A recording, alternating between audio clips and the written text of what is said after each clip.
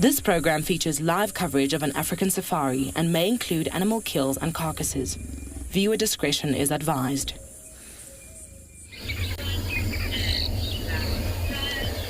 Good morning everybody. Welcome to Djuma Private Game Reserve this morning, where it's now drizzling, cloudy day, which is also beautiful for such a big animal to be able to get around, move, which is the elephant we got right in front of us. And welcome aboard to your very own Safari Live this morning.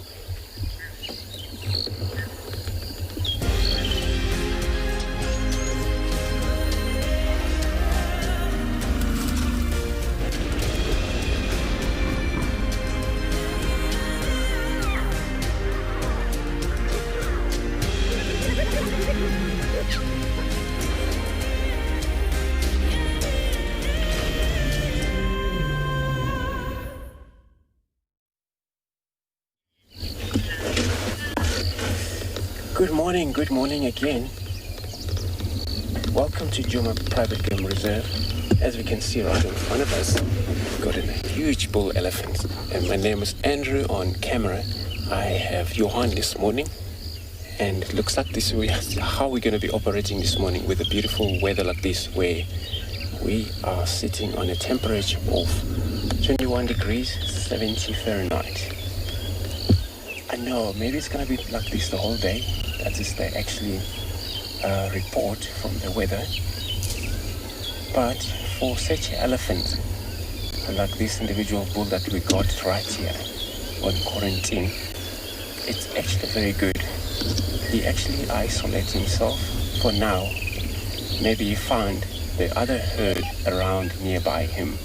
But this is how they do. They always move as a bunch of group or a lone male sometimes. So we're coming to you live this morning from this position. So remember to talk to us on Kids Questions at worldearth.tv. Also on #WorldEarth, also at FC, as well as worldearth.tv and /Explorer. Those of you who haven't been there yet, you can able to log on to our website, sign up. That's how you're going to be interacting with us. Looks like this male, we heard a response from the other member.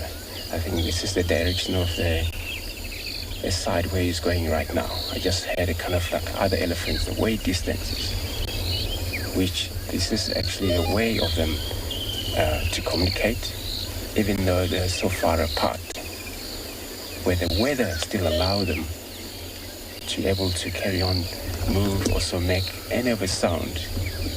And it's quietly still. Great morning. Some sound of animal can travel far still. And that's far different if it's a midday where a lot of birds, it's out there and so much of disturbed noises take places.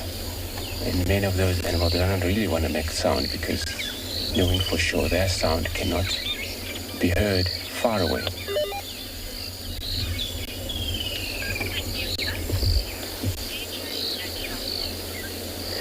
So I'm gonna carry on search. Hopefully we've got to locate more of these member of elephants. I'm gonna be linking you to DJ.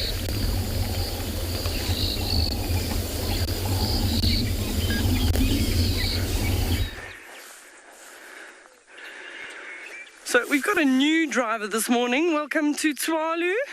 And Licorice, our little pony, has decided that he wants to be the Safari Live driver this morning. Oh, no, Comanche's also decided that he also wants to be the driver. He's probably so close to me. So, welcome, I'm Deirdre, and this is Davy, and you're at Tswalu. And this is all of our horses. They, welcome. Here comes Lancelot. Hey, big boy. So this is old Lancelot, but Licorice, who wanted to climb in the driver's seat, he's actually got quite an interesting story. Licorice, probably about almost a year ago, he decided to roll in the paddock, and he rolled on top of a puff adder. The puff adder bit him 6 times, and Licorice is still standing today. So he got bitten on the lip, on the neck, on the face, and immediately his face swelled. He was struggling to breathe.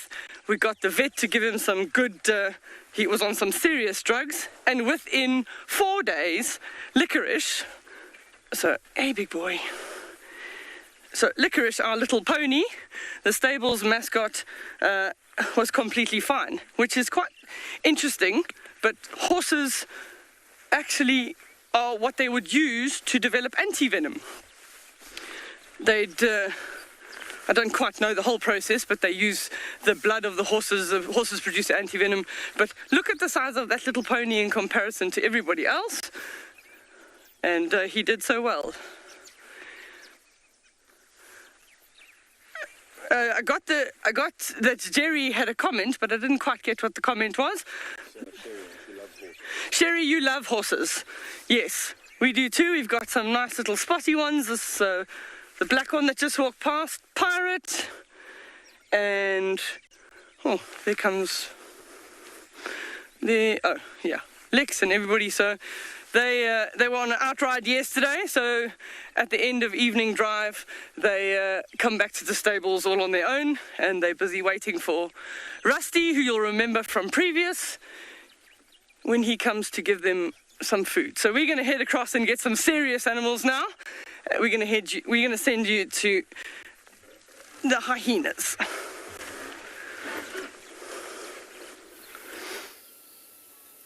Good morning, everyone. Welcome to, well, a grey, drizzly morning here at Djuma. But all is not lost because I am sitting at the hyena den and we have hyenas. My name is Lauren. I do have Simon on camera. I'm pretty sure I heard horsies there. Was that correct? Horsies? Well, what a start to the morning for you all. Now, I think it's hard. It must be hard. Those are Hart's cubs, but it's very tricky to tell when a hyena is lying down.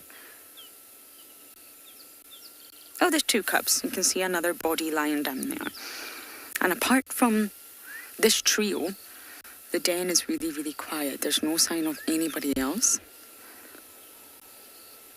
It's a perfect morning for the hyenas to be out, really.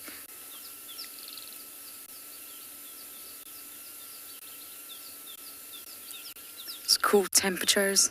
The sun is not up. It's ideal. It's ideal for mummy and cub time.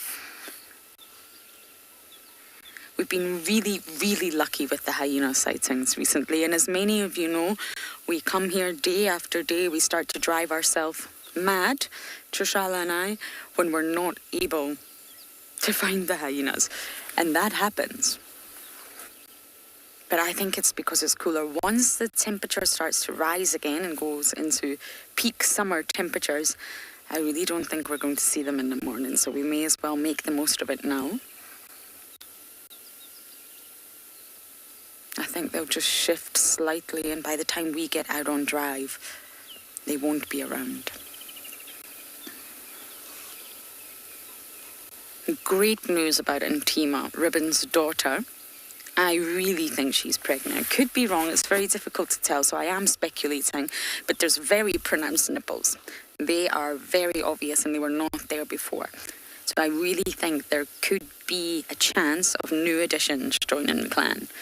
Now, this would be Intima's first litter as Intima and as the matriarch's daughter, so it's very exciting. She's in a good position. Her cubs would have, the cubs that I'm speculating about, would have a much higher chance of survival now that Ribbon is the matriarch than if Ribbon was at the bottom. And look how grey and misty it is. It's not pleasant. So we need to keep an eye out for Intima. I'm going to ask all my colleagues and surrounding people if they do see Intima or they do see a hyena that looks like Intima to report it, because I really, really want to follow her. She may, in fact, use Philemon's Den 1 or Philemon's Den 2 as her natal den. Now, it's very close. As many of you know, there's sort of these 3 dens are almost in a horizontal line next to one another. It's not far. And they normally bounce between dens. But it is possible that she'll use one of those dens. So we just need to keep our eye out for any signs of intima.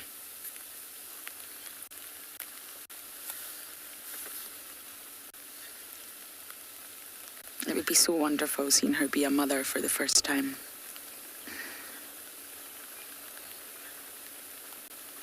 And that means, if she has cubs, the sort of top level on this proverbial ladder that we talk about is very strong. Ribbon, her boys, intima, and hopefully her pair. As you know, hyenas normally give birth to a twin litter. It's just not always successful. So that would make that sort of top tier, the highest rankers, very strong. Quite a team.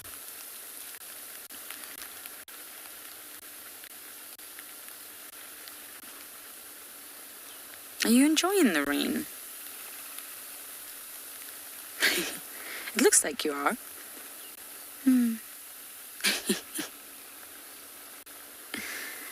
Are we keeping you awake, heart? I know that feeling. That was me last night, trying to read my book. Been reading the same page for about a week. Rich boy, the scientific name for spotted hyena is Crocuta crocuta. Crocuta, repeated twice, that's the Latin name. But that's for the spotted hyena. There's 4 different members in the Hyenidae family. Spotted, I think, are the most numerous and prevalent and easy to find. But you do have... Hello, guys. Good morning. Yes. The striped hyena is hyena. That one's easy. Hyena. Just like that. The brown hyena is hyena brunei. Brunei for brown. And, okay, Lauren, you can do this. The aardwolf.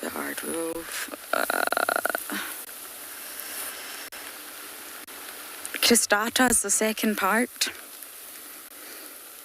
I think everyone's going to go inside now. The rain's getting heavy. Okay, everyone, I'm going to have to Google this. My brain is not functioning. Proteles, that's it. Google told me that, but I was right about the second part. Proteles cristata. That is the aardwolf.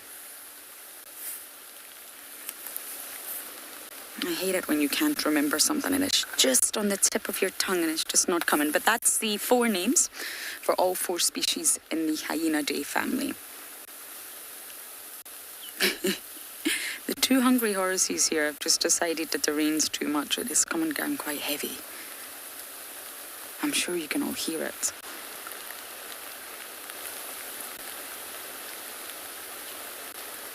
June's nowhere to be seen. Ribbon's nowhere to be seen. So for those of you that are trying to learn the Juma clan, I know that some of you are really trying to get stuck in and learn how to ID. I make mistakes all the time too. But really, when you think of the Juma clan, it consists of 5 main adult females. And when I say adult, they're old enough to reproduce, they're sexually mature. And in order, you have Ribbon, then Intima, then Heart, who we're looking at right now, and then Corky and June. And I'm not sure about the order between those 2. I've got speculations that I could be wrong. So I'm going to sit here for just a little bit longer in the rain, but we're going to send you across to Eric, who has hyenas of his own.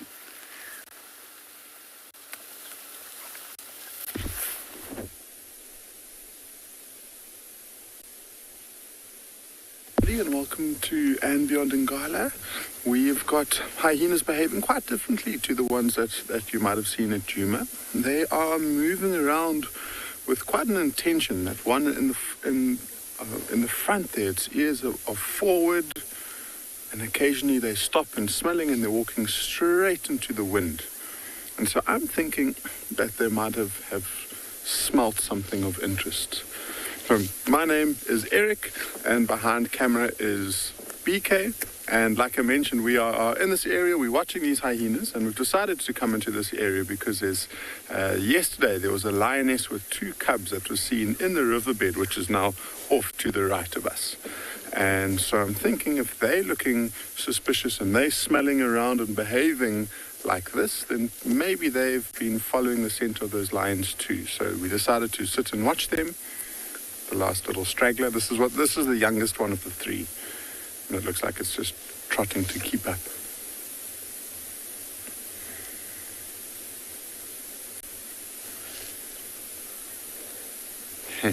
Megan, it sounds like you are also a fan of hyenas. That's really good to know. These ones, though,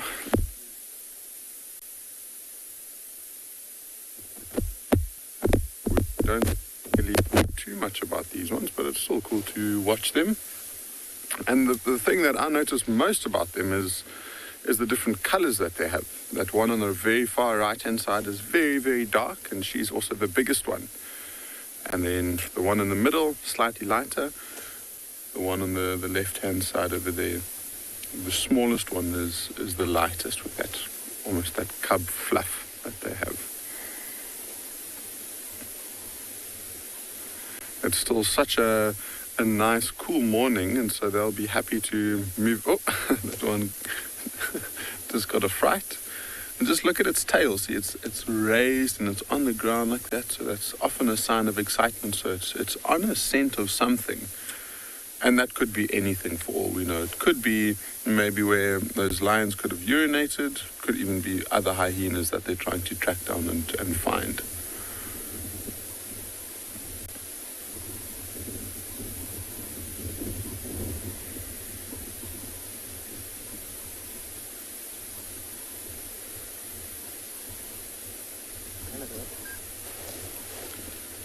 There's actually another hyena coming quite quickly in, and its face, just trying to look through the binoculars.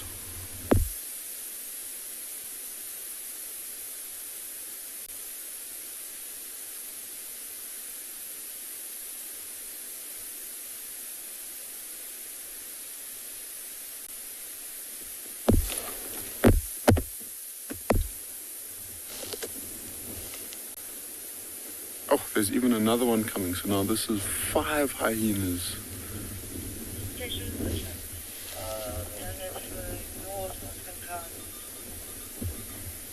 It's so interesting. I mean, because this area, if you just look, I mean, the grass is very, very short.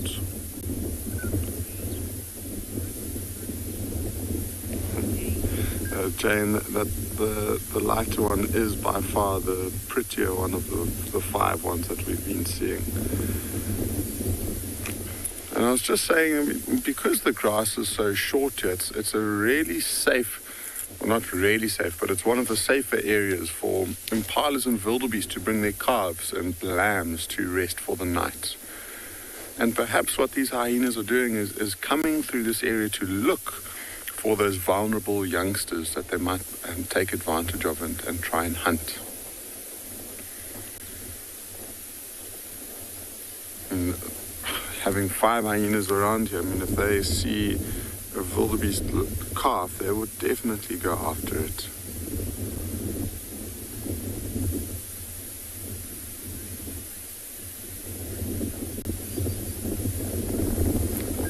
So Coco, you're asking why hyenas have got such long necks. And I think, I mean, it's got a lot to do with the muscles that they have. You know, they are one of the strongest, they have one of the strongest jaws in the whole entire bush. And so having those big muscles just helps them bite down onto things so they can crush those bones that they need. If you just watch how they walk, I mean, they're also quite reliant on their scent of smell to look for things. And so quite often that long neck just helps get their nose right down onto the ground. And so if they're on a trail of something, they'll be able to follow it with relative ease. I'd love to know what those 5 hyenas are up to. It does seem like they are moving into the bush, so we won't be with them for too much longer. I'm quite curious to see if we can find any tracks of that lioness with her 2 cubs and see if they were moving around this area sometime last night. As that last one is disappearing, I think we're going to carry on and start driving again. See if we might be able to find any clues to where this lioness has taken her two cubs. We are actually quite close to the area where this lioness gave birth to her cubs, and so that might be a place that we'll go check next. But Andrew's got some beautiful elephants that he would love to show you.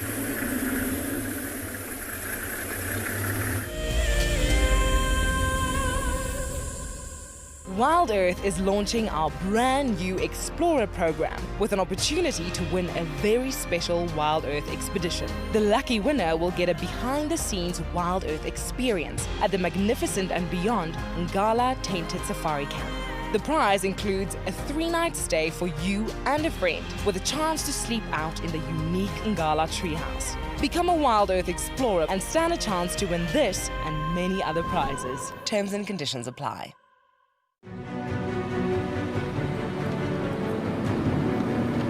We've seen these ellies really chase wild dogs before. Let's get into spot. There we go, there it comes. Look at that, isn't that amazing?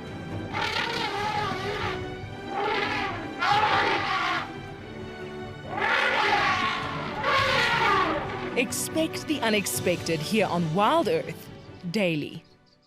This is Rusty. He's my favorite vehicle and we've been through all the good times here in the bush. Now, if you feel a connection to Djuma Game Reserve like I do, then we have a fantastic opportunity for you. You can have your name engraved on a brushed metal plaque just like this one, and we will attach it to Rusty so you can always be with us on safari in spirit. We will even send you a digital photograph once your plaque is mounted on Rusty. Spaces are limited, so grab your spot now. My name is TAYLA MCCURDY and I work for Eco Training. I love hearing from all of the viewers. However, I particularly enjoy those of you who have been watching for a few years. Your questions are just so advanced and they really get me thinking. If you'd like to ask a question on Wild Earth, you need to register on our website. Once you've done that, head to the live safari page and submit your questions below the live feed.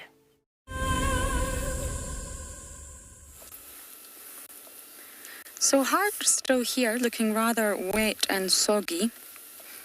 Now, for any dog owners, you think your wet dog smells bad. You have not had the pleasure of smelling a wet hyena. One of the cubs, one of Hart's cubs, is under the car, seeking shelter under the car, which is not ideal. Clearly doesn't want to quite go into the den just yet, and thought, I'm going to still be able to be out here, but I'm going to be under Wild Earth's car. It's great, actually. So when you think of Hearts 2, which we're going to work on getting names over this festive period. Oh, hello. One is a boy and one is a girl.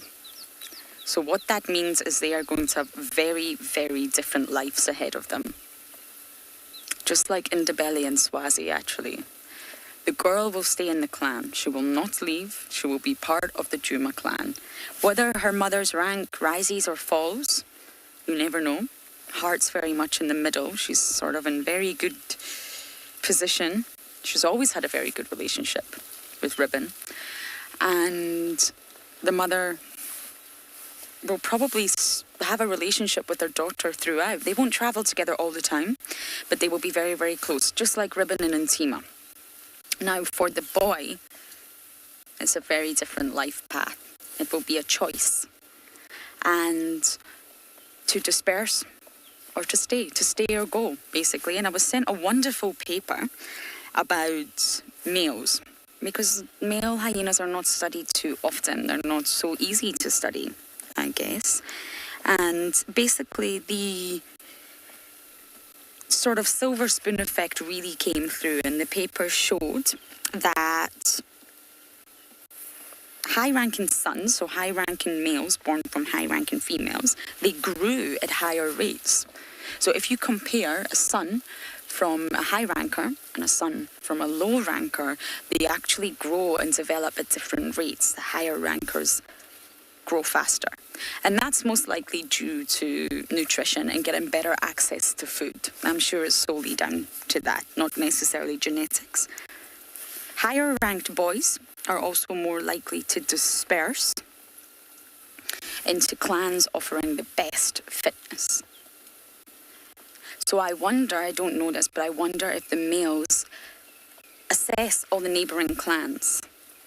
They may be sort of, oh, here you come. Test the water with different clans and decide which ones offer the best Oh, the other one's popped out. No one wants to sleep. Which clan offers the best prospects, most likely in terms of ladies? High-ranking males start reproducing earlier than low-ranked males. And they also have a higher reproductive value. So it's a fascinating study.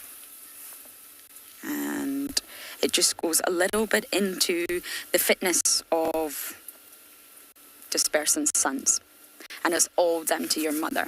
Who your mother is going to sort of denote exactly who you will be. And if you've been born with that silver spoon stuck in your mouth, then you do have a better life ahead of you in terms of reproduction.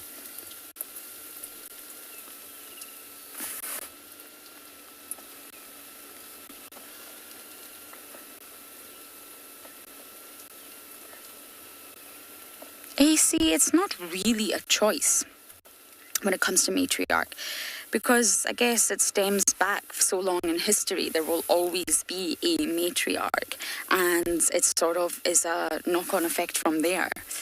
So the females will always have a rank of their mothers or just a little bit lower. Now, that's the general rule of thumb. I'm sure there's examples. In fact, there are examples where the daughter appears to be slightly higher, but overall, the daughters are born with the rank of their mother or just a little bit lower. So if your mother's high-ranked, you're going to be high-ranked. If your mother's low-ranked, going to be low-ranked. And generally speaking, matriarchal takeovers, as far as we know, are quite rare. And I wonder if maybe they're not as rare as we think. We just haven't studied them. But it did happen in the North Clan, and it happened in the Juma clan as well. But generally speaking, another high ranker will take over the clan. They may battle for the position if something happens to the matriarch, but normally it would be the next highest ranker that would step up, if not challenged. So it's definitely not a sort of decision or a group decision. There's no meeting around the table. But the high ranker will stay high ranker. And if something was to happen to Ribbon, for example, and Tima would most likely step up. She could be challenged by the likes of Hart, who we're looking at right now.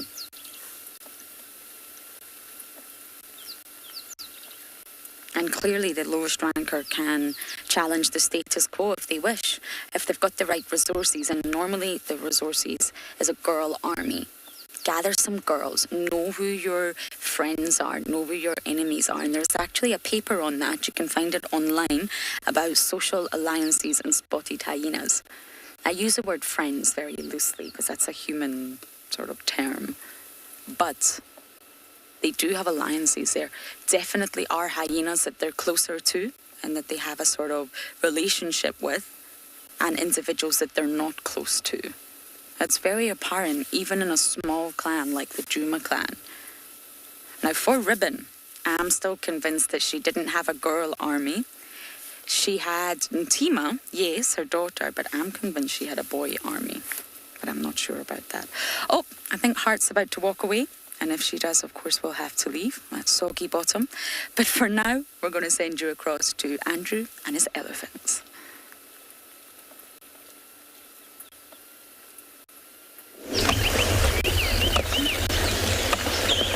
Thanks, Lorraine. We still have this herd of elephants. You can see now they're right in front of us on the road. And amazing to see one of those female birds just lying flat on the floor like this. And they're all just happy about the weather. They don't often always have a weather like this. You understand, it's been hot for a couple of days, the last past days. It only get cooler since yesterday afternoon, and of course, it's drizzling. But elephants, they are very much active animals. So even though it's hot, you find them move. If they ever rest, it's going to be probably for maybe an hour or so, and get on to move again. Have to feed, withstand their whole body weight. Full-grown elephants can actually eat anything from 250, 300 kg of food a day, so it's quite a lot to eat. With this time of year, everywhere it's green, so they don't actually struggle to find food of themselves. And they also do less destruction, so no more pushing of this tree down. Imagine what you see there. They're trying to evade the ground. What the female does is suck through the air or the soil through the trunk and blow the air while she rises trunk, able to pour the sand over their body. But this is actually normally behavior for the elephants. They are always playing with sand. Wherever it's wet, they love to play in that. Wherever it's water, you're more likely to find them go inside to the water, swim.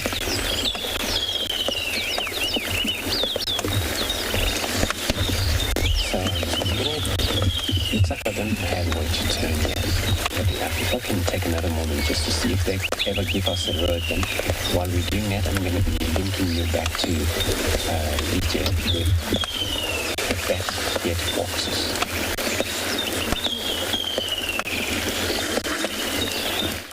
I couldn't hear that at all. Oh, good morning.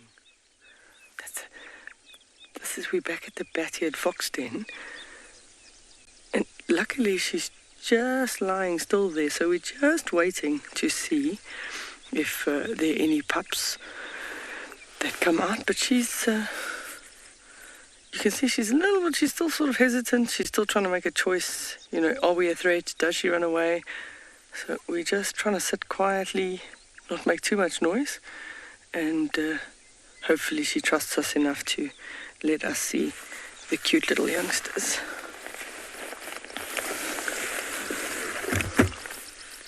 Just look at the size of those ears. So they'll lower their ears flat like that so that they're not exposed, or you actually pick up their profile. Sometimes they just look more like a stone. But their ears are for hearing. They can hear little insects and beetle grubs and things scratching underneath the surface by at least 30 centimeters by using those ears. So they hold them just above the surface so that they can hear what's going on down below. And then it will also help them with thermoregulation. She's also just enjoying the morning sun. You can actually see how dirty her little nose or muzzle is from all the digging that she's been doing.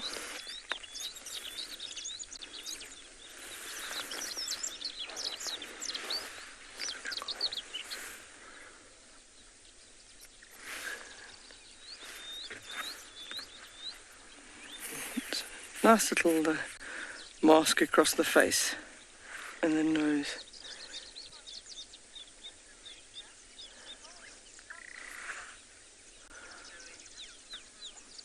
Moderators made a comment, "Oh, love these foxes.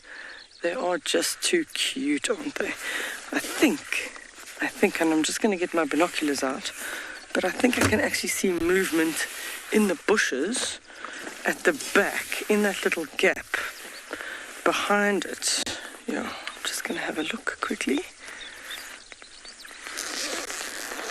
But she has chosen to have her den about 5 meters off the road. So people tell me, the guides are telling me that she's got 3 pups with her. We just have to wait and see. It was a little bit chilly this morning, so maybe they're still down in the den. Maybe she calls them out for the sun shortly. We'll stick with her a little bit while she trusts us and see what happens. If she sort of gets up and dashes off, then we'll we'll leave and we'll go and look for something else. I think we'll just sit here for a moment and see. Look how those ears are working. Must have been a bird or something. I don't see any movement anymore now behind the bushes. Just look at how thick that coat is. I mean, to think that this animal lives in the desert and has such a thick coat. They are nocturnal. So yes, I know it's morning drive, but they do like to enjoy the sun before it gets too hot, and then they'll go into the den. But that thick coat will help them through the winter and through the colder evening nights when they are foraging. And sometimes also, if they get a bit of a fright, they'll sort of raise all their hair and even raise their tail when they run away. And they generally only run short distances until they can hide.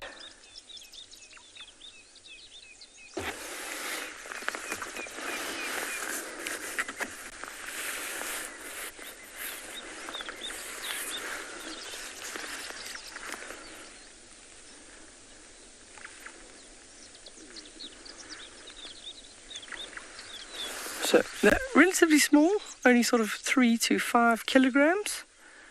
So not very big, but their shoulder height is 40 centimeters and their ears are up to 13 centimeters. So that's amazing. That's almost a quarter of their body from body length is, or shoulder height is their ears.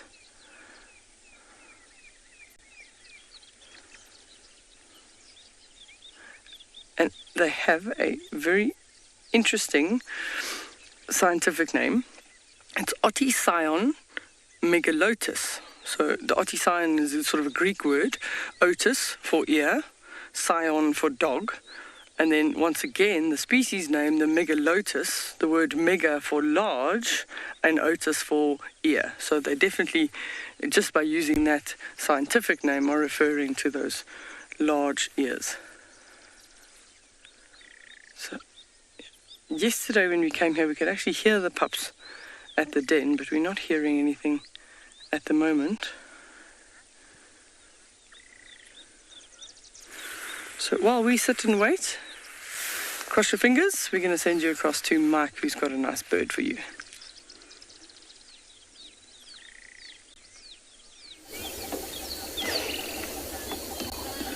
So those bat-eared fox's pups might be a little concerned if this bird was sitting above them. It's a beautiful brown snake eagle. As the name suggests, they mostly hunt for snakes, but they won't turn their nose up at a small mammal now and again. Hi everyone, my name is Mike Anderson, and behind the camera is Seb. You've joined us at Eco-Training's Pridelands Conservancy, where we are heading down to an area called Twin Pans, where there's been a buffalo herd spotted. Oh, there's a nyala, a lovely male nyala that's just come out of the bushes. And on the way there, we found this brown snake eagle, which is very beautiful. Big-headed bird with naked legs, no feathers on its legs, because if it had feathers on its legs, it might find itself being bitten by one of these venomous snakes that they so fondly catch. So with those scales on its legs, it's able to defend itself. It's like armor. Doing a very typical brown snake eagle behavior of sitting up on a dead tree, looking down upon the savannah with those beautiful orange-yellow eyes.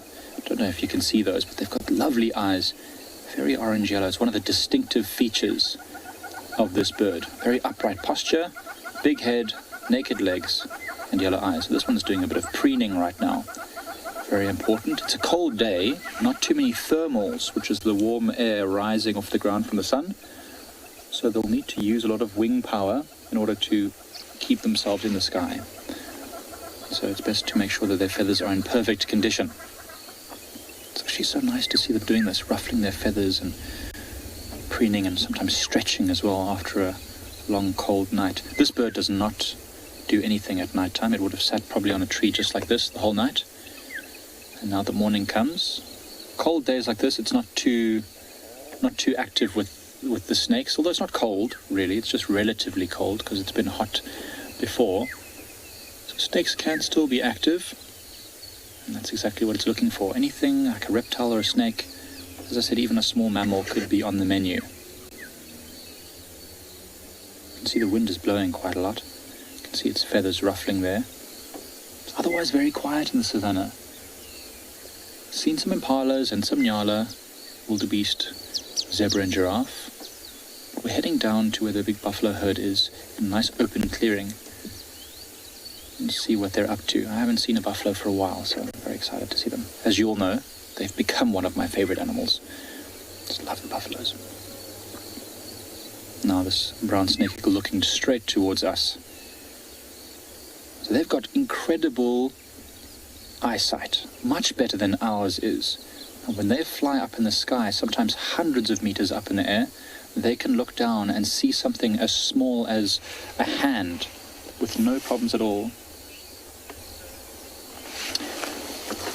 Odetta, I'm not exactly sure what's the heaviest thing that this bird could catch, but if you look at the size of this bird now, I've seen a brown snake eagle carrying a puff adder, which is a fat, short little snake that's very, very venomous. And the snake itself was probably, I'd say, not half the weight. It could have been, I suppose. I think this bird gets to about 4 kilos. I'm not sure. But the snake was pretty big. It was at least almost as long as this bird, which is pretty impressive. Consider that. And then you can see the white throat patch there. Oh, that little white throat patch, when the wind blows, you see that white, and it's sometimes mistaken for another very rare bird called a bat hawk. No, bat hawk is very different, though. That bird is actually flying around in the evenings, hunting for bats and swifts mostly. But yeah, so quite a big snake, and their whole body is very light. Most of the birds of prey have incredibly light bodies, and that allows them to fly just like that. Awesome. So you see how much it has to flap its wings? Because there's no thermals. Normally this bird would be soaring on wings outstretched, using those hot air rising in order to keep them up in the sky. But because it's so cold today, there's no thermals, and so we'll have to use a lot of wing power. That was really cool. It actually flew exactly in the direction of where these buffaloes are that we're going to try and head to. So we'll head down there and have a look. Just listening for a moment to see if there's any other sounds. Sometimes there's alarm calling that happens when these birds fly off, but no alarm calling. So in the meantime, whilst we head for those buffaloes, we'll send you over to Deirdre with her bat-head foxes.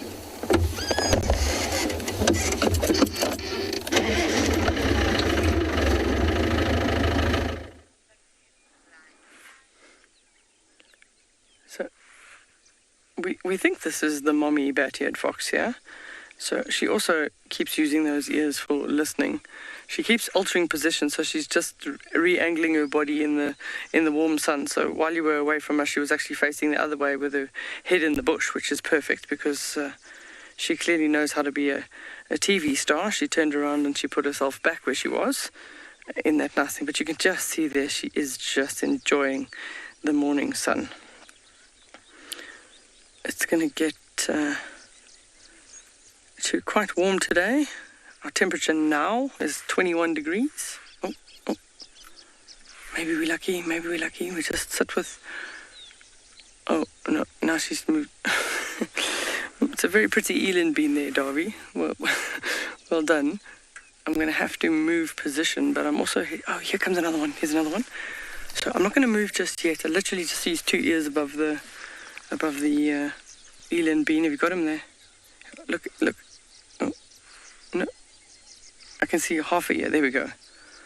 So that's the second one that's come in. So I'm hesitant to move right now because she was on her way to the den, which if we're just patient, she might call the pups out. So if we move around too much with the vehicle, we might make her hesitate and take a little bit longer. So at this stage, that's pretty much our view of one of the other animals at the den. So it could be the male. Yep, that's...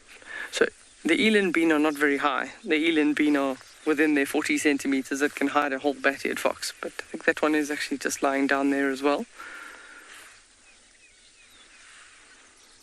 Very, very pretty. So don't forget to send your questions to #WildEarth and put @FC in the front to engage with us on Live Safari.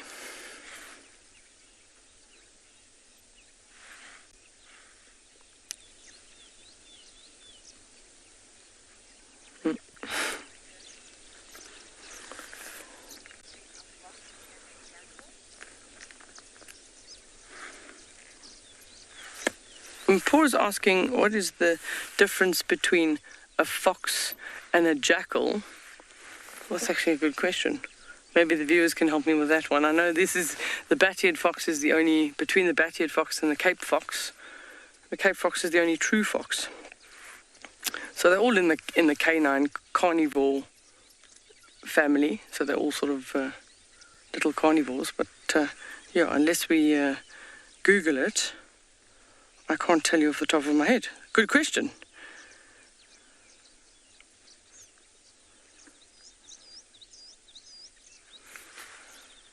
So the bat-eared fox, well, they're sort of insectivores as well as little carnivores because they'll eat lots of insects, but then they can eat rodents and birds, so a jackal is pretty much the same.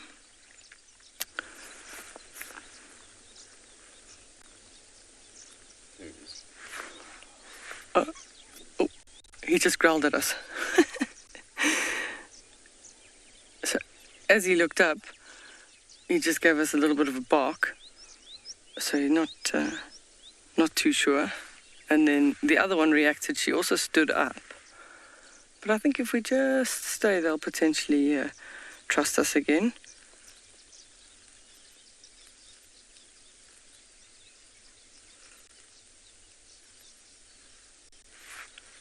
You can just see her ears just above the...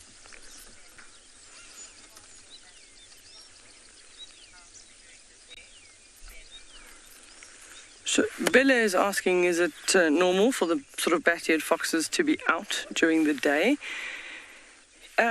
Here, not so much, because they do tend to spend most of their day in the shade under these clumpy bushes, exactly where she's lying next to. But they do enjoy the early morning sun. As soon as the temperatures start getting so extreme, then they don't enjoy it that much, and then they'd rather go down underground where it is a little bit cooler, or in the thicker shade areas. So in the winter season, they'll actually spend most of their day lying sort of in the sunny spot under a tree, but they'll forage at night, and then the same in the summer season. They'll forage at night, but they'll spend a little bit of the morning before it gets too hot out in the sun. And then as soon as it starts getting very warm, which here in the Kalahari is anywhere from 8-9 in the morning, it's already starting to get rather warm. So that the other adult just ran a little bit of a loop around, so not the most relaxed, not as comfortable with our presence as this one here. You're just seeing the two ears just above the eland bean. So if you have just joined us, that's the top tips of the bat-eared fox. And just see how easily they're capable of moving in two different directions. Oh, yes, hello.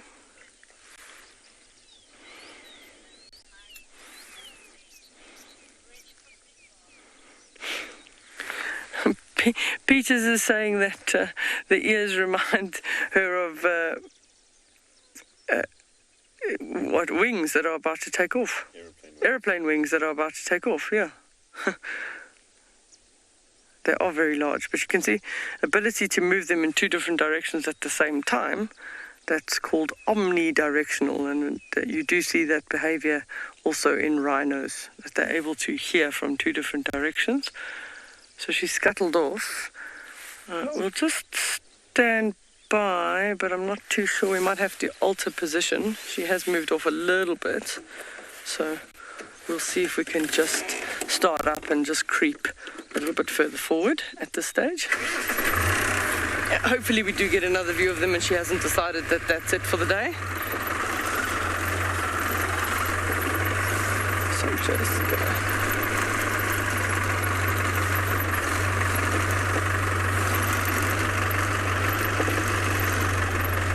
oh, there she is. Got her. So she just moved into a slightly shadier spot.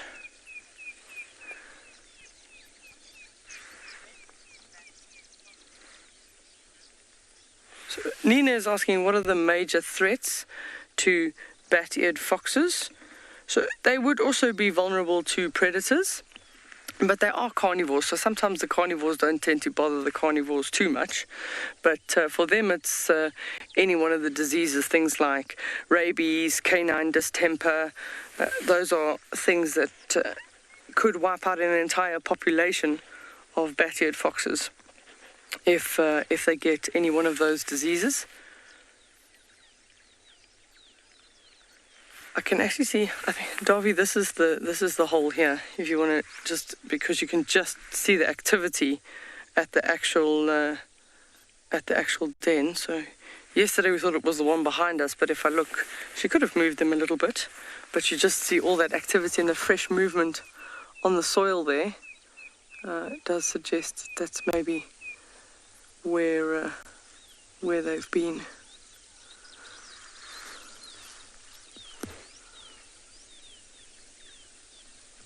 They really, really are little cute animals. But look at how thick that coat is. Nice and warm for winter. I mean, winter temperatures here can get to -4. We've had -9. So, yeah, I'd certainly choose to go out on game drive in one of those winter coats. I know Dylan and DEIRDRE braved the winter season here. And Darby. Can't forget.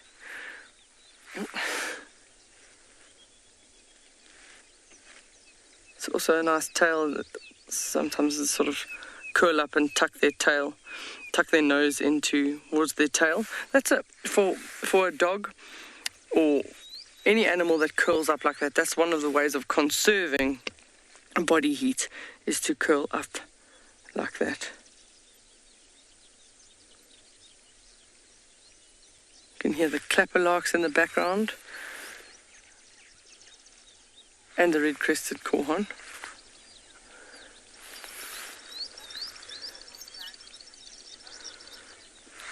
So Kim's question is, what would their normal diet consist of? So they're predominantly insectivores. With those large ears, they hold them sort of parallel to the surface of the ground, and they're listening for beetle larvae and things scratching underneath the ground. With big satellite dishes like that, they're effective to about 30 centimeters. They can hear things, and then they've got really long claws, and they'll dig up that food. And they do forage in little family groups at night, so all going right throughout their area, foraging for mostly insects, but they can take birds, they can also take small little rodents. Oh.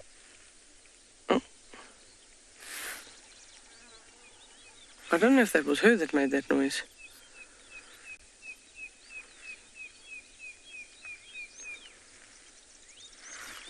So I think, yeah, we just have the patience. At least she trusts us. She hasn't run away just yet. So I think we'll be okay if we don't alter position again. We just have to have patience with these kinds of things.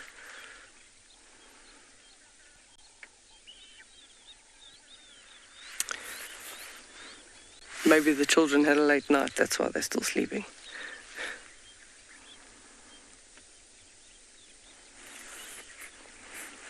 See how quickly she moves if she thinks she hears something.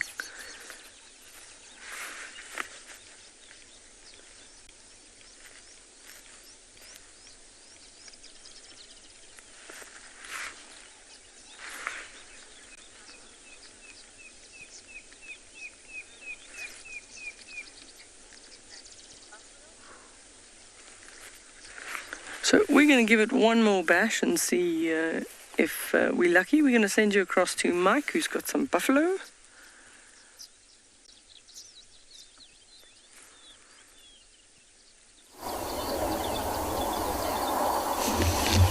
As you can see, we've managed to find the buffalo herd resting in the golden grasses in a clearing that's called Ngati, just on the southern boundary of Pridelands, not so far from the town of Hoedspruit, which is really cool.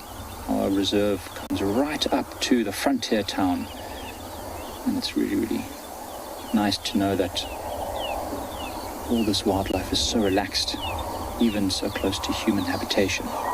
And now we just had a whole bunch of impalas that just moved past here, which started alarm calling frantically, and the buffaloes didn't even seem to perk up at all. I wonder if there isn't some sort of a predator around this area. So we're going to stick around a little while and see what happens. This big herd of buffalo is taking the time to rest now in this cool weather. There's no need for them to be on the move trying to find water, and there's plenty of grass around, so I'm sure they don't need to expend too much energy today. You can still hear the impalas calling in the distance, but it's quite far away now. They're obviously on the move. Whatever it is, it could be...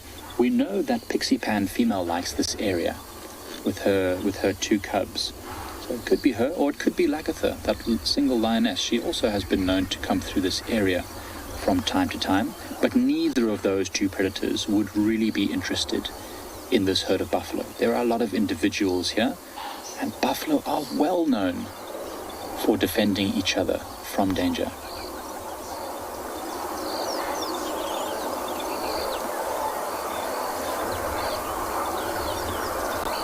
Don, that is a great question, and one that I certainly cannot answer with 100% clarity. I think that they make a number of grunts and bellows, all meaning different things. I'm sure the buffaloes know exactly what they're trying to say.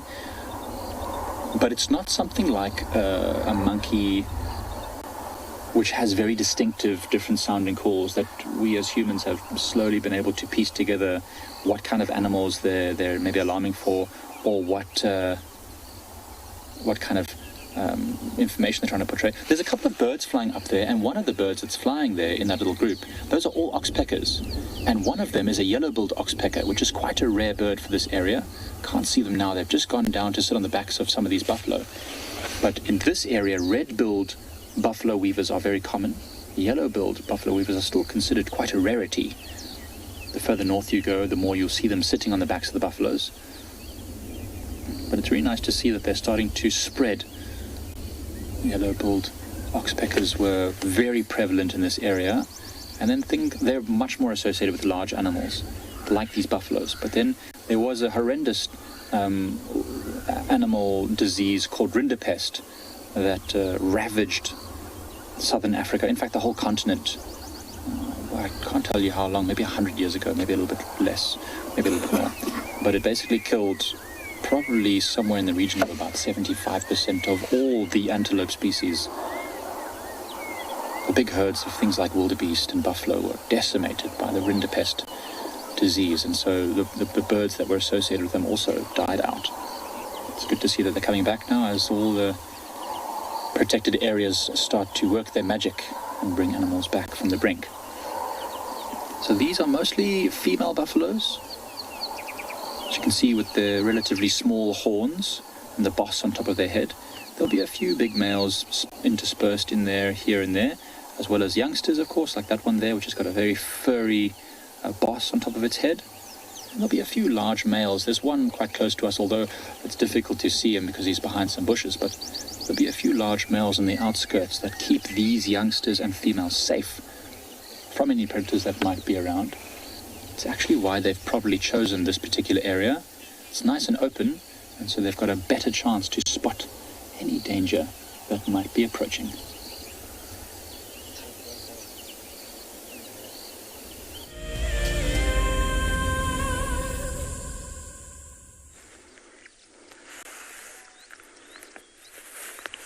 Just look at that scenery. That's just absolutely awesome.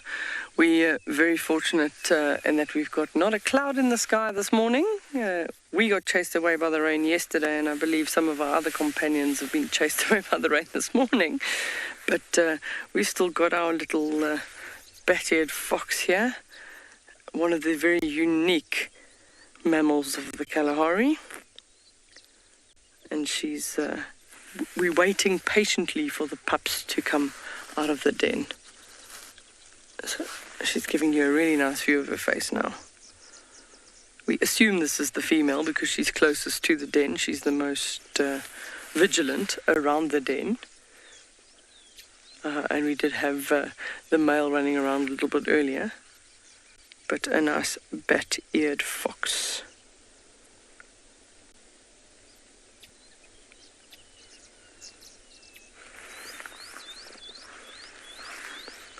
Just listen to those awesome Kalahari sounds.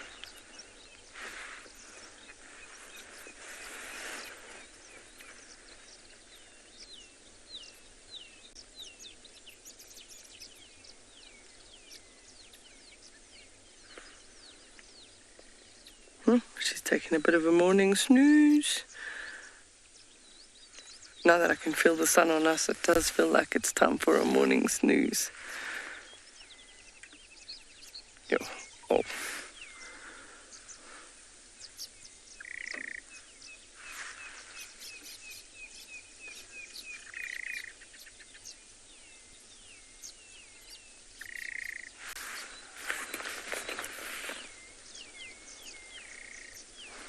I didn't hear that.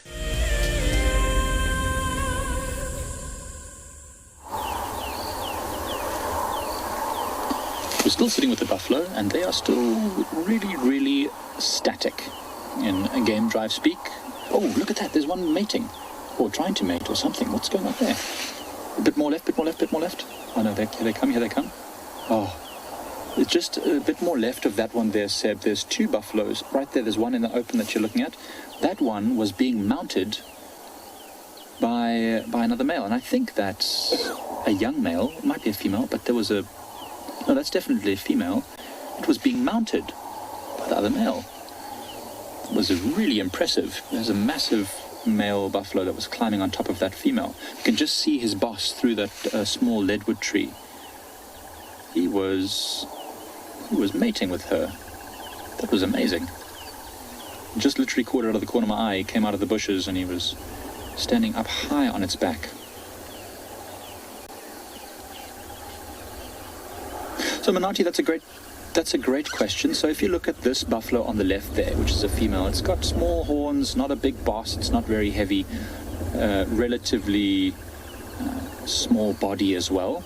Males are much larger with big, strong, thick horns. In fact, I think, Seb, you'll be able to see that one maybe a little bit to the right. Yeah, that's a male over there. So look at the difference in that horns. Big, heavy, strong horns, thick neck, big body. That male buffalo is one of the ones that will protect the group.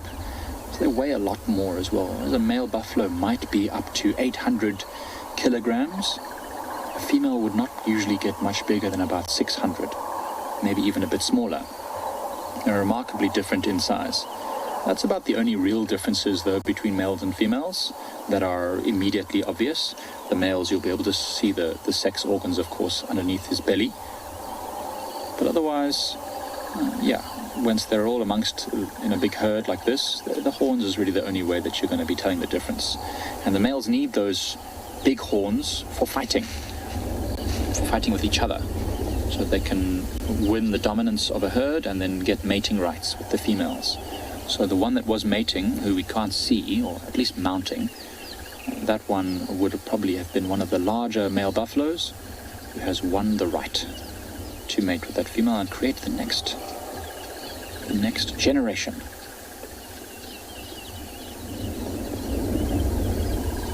Of buffaloes. So that one there is a female. No testicles that you can see hanging down, no penile sheath. It's the one that was being mated with.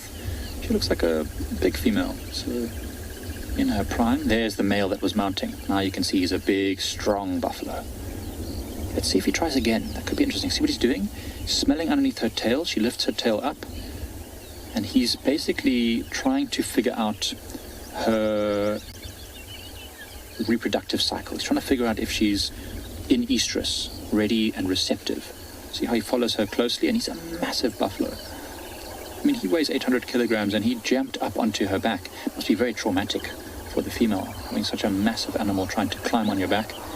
But then again, the urge to mate is irresistible. So she's not really fighting it. You see how she stands there, and every now and again she'll probably even reverse closer to the male to show interest. Oh, there's another male approaching. Seems to be a bit of a standoff. Oh, he's pretending to eat, like, I'm not interested, I'm just eating here. Never mind me. And he moves off. He's been seen off by the competition. All of these big, strong males now will be watching that female if she's in estrus, because they'll be able to smell her. They'll be waiting for a chance. Leah, they definitely do. All the buffaloes will use their horns to defend themselves. They won't use their horns to fight for dominance, but the females will often protect their youngsters from predators, as well as when another buffalo comes too close to their calf, they might want to chase it off and just say, give my calf some space. And so they definitely all use their horns. We often see buffaloes scratching with their horns on trees. And that's just a way of, for the males, showing off their strength, and also scratching. There's ticks and parasites and things that will bury themselves right at the edge of the horns where they connect with the skull. There's a lot of blood vessels there, and it'll be very uncomfortable for them. But yes, all the buffaloes will use their horns from time to time. See now a couple more individuals starting to stand up, but absolutely no real definitive movement happening. But the wind is picking up a bit. I wonder if we're also maybe going to get a little bit of a drizzle. I hear it's raining in most of our other feeds, which is good for the Lowveld. We really need the rain. We've had so many very dry years. So these buffaloes will be very keen as well for a lot of wet weather. With their very big, strong bodies, they won't be too worried about getting cold. They generate a lot of body heat and they're very big. As long as they can eat plenty, they'll stay nice and warm, and they bunch up like that to make sure that they can keep as warm as possible. There's a red-billed oxpecker landing on the back of that female. The birds will suffer if there's too much rain. Of course, if it's raining very heavily, they can't go out and forage very easily. The oxpeckers will generally be okay, because they'll just go and sit on the back of a buffalo to keep warm. Maybe even hide inside the buffalo's ear or underneath the chin to protect themselves from the rain. But just we've been noticing a lot of trees flowering, grasses in abundance, all sorts of insects that are absolutely abundant this year because of the good rains that we're having. Well, we're going to wait here, once again, just to keep our eye on these buffaloes and send you back to DEIRDRE and her lovely little bat-eared foxes.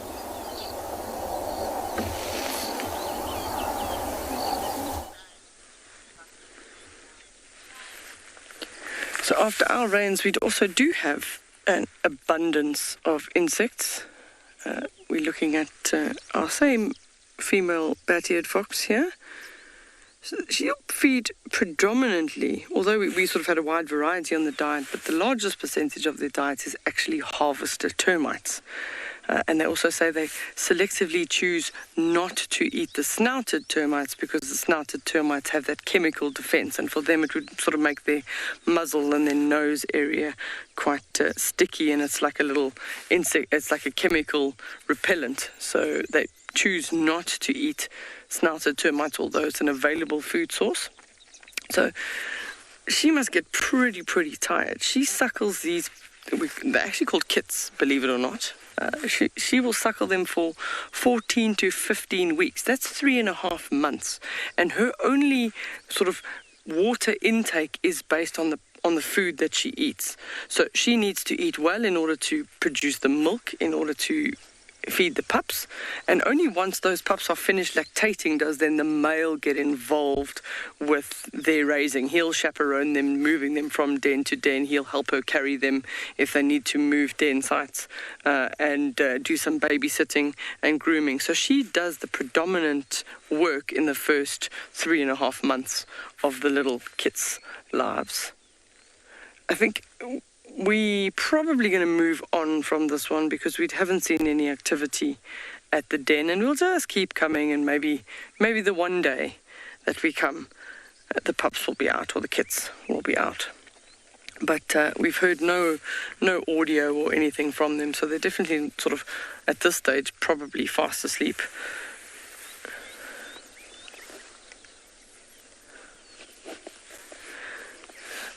So Bella's question is, how many pups do these fox usually have?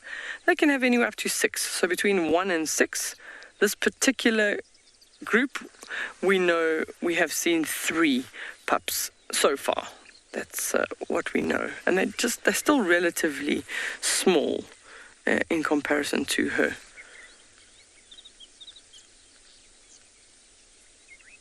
But it does take a lot of care and a lot of time to get them ready for the big wide world. And then they'll have to start foraging, and once they grow up, then they'll have to move off on their own.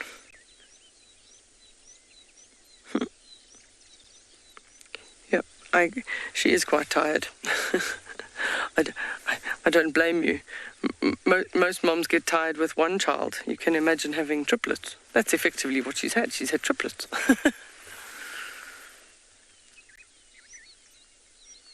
So keep your questions coming. #WildEarth. Put at FC in the front and you can engage with us and ask us questions. But I definitely think from now we'll move on a little bit. Leave her to carry on with her morning snooze. But ever alert.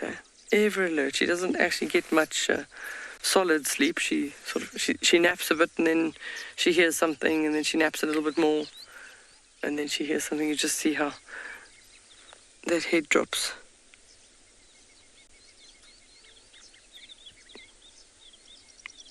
That look says content.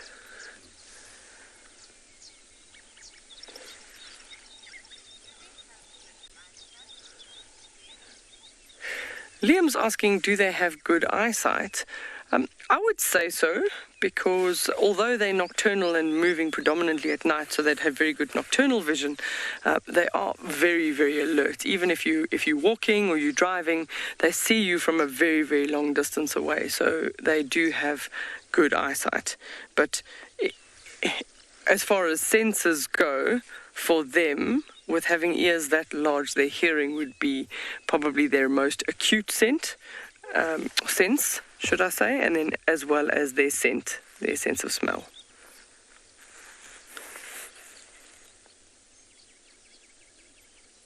In the winter mornings, because it's warmer in the winter and it's really, really cold at night, you will often find them feeding late afternoon. They already start sort of 2-3 o'clock in the afternoon.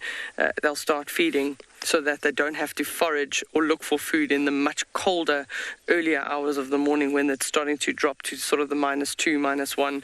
And then a lot of the insect activity also starts ceasing at that point in time. So there's a lot less activity in the winter season in those really, really cold morning hours, and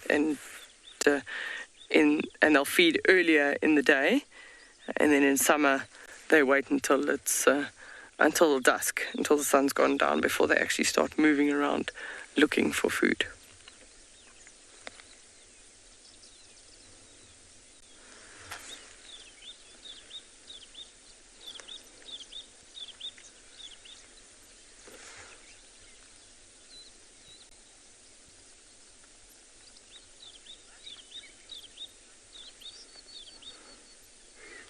So we're going to say goodbye to our snoozing bat-eared fox. We're going to send you to Mike with a buffalo update.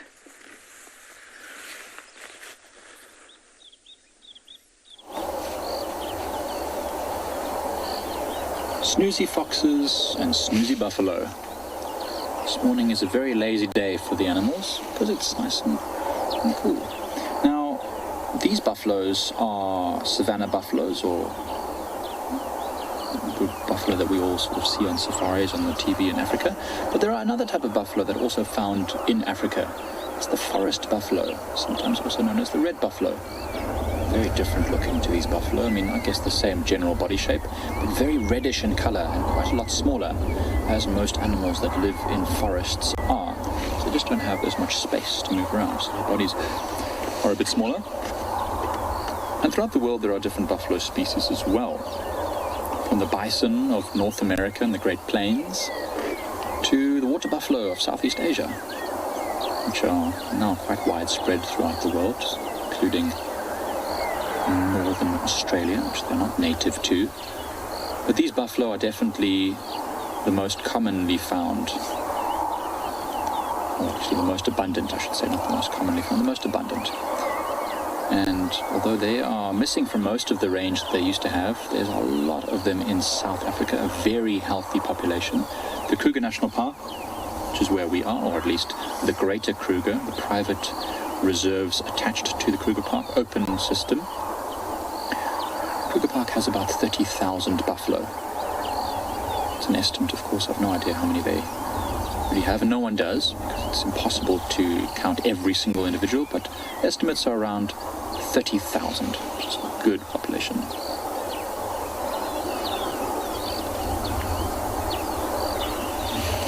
Actually, many bovine species are very closely related to buffalo. Many of the different cow species are probably, now I'm no taxonomist, so I can't tell you for sure, but probably closely related. Many of them might have come from buffaloes, and then over lots and lots of time they were bred for certain characteristics, and they changed slowly into all the species of cow that we have today. So all the cows are very similar. Produced milk, buffalo milk is used, can be used very widely. It's very thick and very creamy. High energy milk. So yeah, they were domesticated because of that reason. Also, of course, you know, this animal can be domesticated quite easily, and so pastoralists, I suppose, would have collected these kind of animals slowly over time and used them for meat and milk. Amazing. As I said, I'm not a taxonomist. I wish that I could know more about all the species and how they're intertwined together taxonomically. It does get very complex. In fact, I was just doing this birding course that I was telling you all about, and we were learning all about how bird families work, and it's incredible how complex it all is.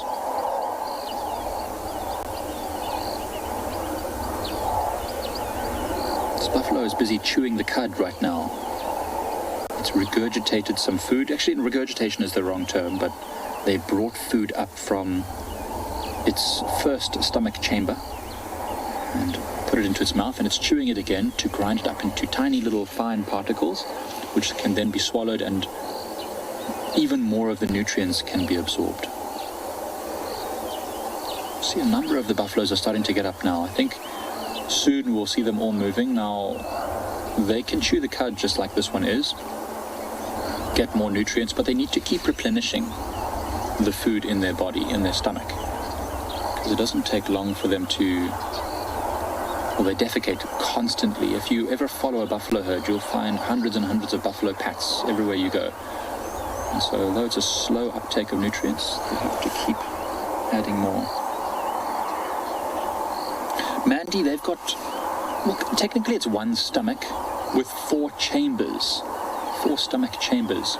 So it's the omasum, the rumen is the first one, then the reticulum, then there's the omasum and the abomasum. Those are the 4 stomach chambers, and the rumen is the one which they regurgitate always the food up to rechew it. And then all the other chambers do a combination of fermentation with these microorganisms that help to break down the cellulose, which is a very difficult hard substance in green plants, or in all plants actually, almost. And then absorption, so lots of little what they call cilia, little hair-like projections inside the stomachs that help to absorb all the nutrients. 4 stomach chambers, as opposed to hippos that have 3, and then things like zebras, which just have the one massive stomach chamber, which makes them look very fat because of all the gases. So there I thought the buffaloes were about to get up and start getting on the move, and then they start lying down again. They're just getting a little bit uncomfortable, I guess. Perhaps they'll stay here the whole day. I don't think so. I think they're going to get up and move at some point. They do need to drink fairly regularly, and although there's lots of green grass around, they might not need to drink as much. I do believe they will head to a waterhole to have a drink at some point today. They might not move very far. There's a place called Twin Pans nearby where these buffaloes could probably get a bit of a drink, which is good. Good for them.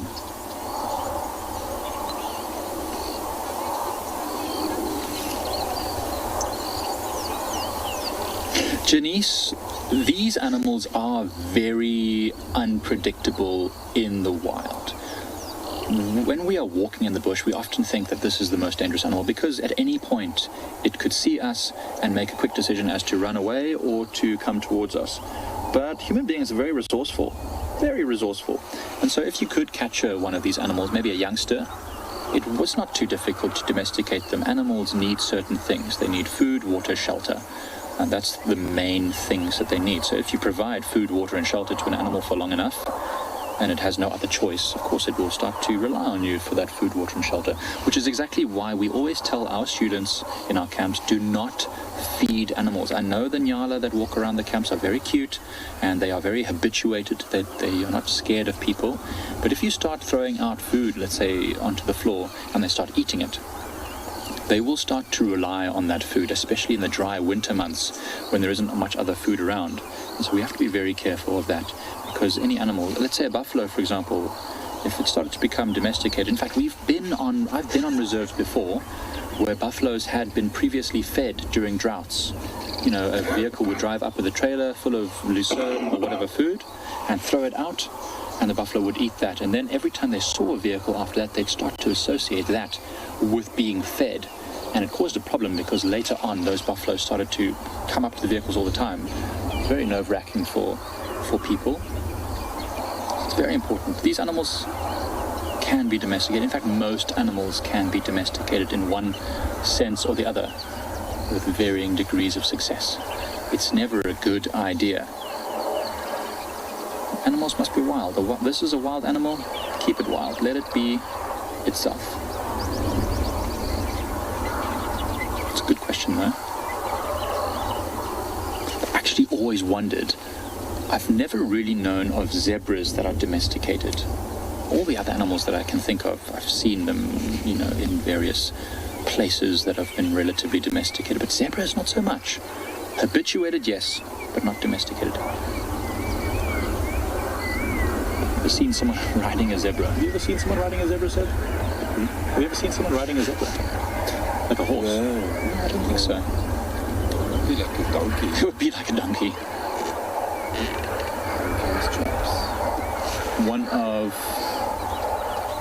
When I grew up in Zimbabwe, there was a person who had a buffalo that was domesticated, a big buffalo bull. It was obviously great when it was young, but as it got older, it became, you know, very strong and unpredictable.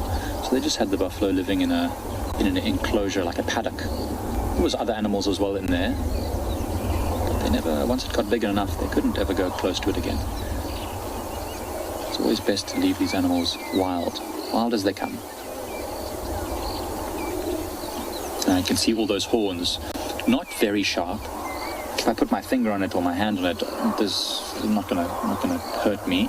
But if you put 800 kilograms of muscle and rage behind it, that can absolutely eviscerate any predator. I've seen lion thrown around like a rag doll by a buffalo herd before. It got itself surrounded somehow. Maybe it was trying to hunt them, and then as the buffaloes turned and chased back, the other lions ran off, and this one lion had to, I think it was, climbed a small fallen tree, but eventually it had to jump off the tree and try and run away, and it got caught by the buffaloes and thrown up, tossed up into the air. I'm not even sure if that lion made it in the end. Many lions, I'm sure, have been killed by buffaloes. It's an absolutely formidable adversary. Well, we're going to head off now. I think we're going to leave these buffaloes and see what else we can find.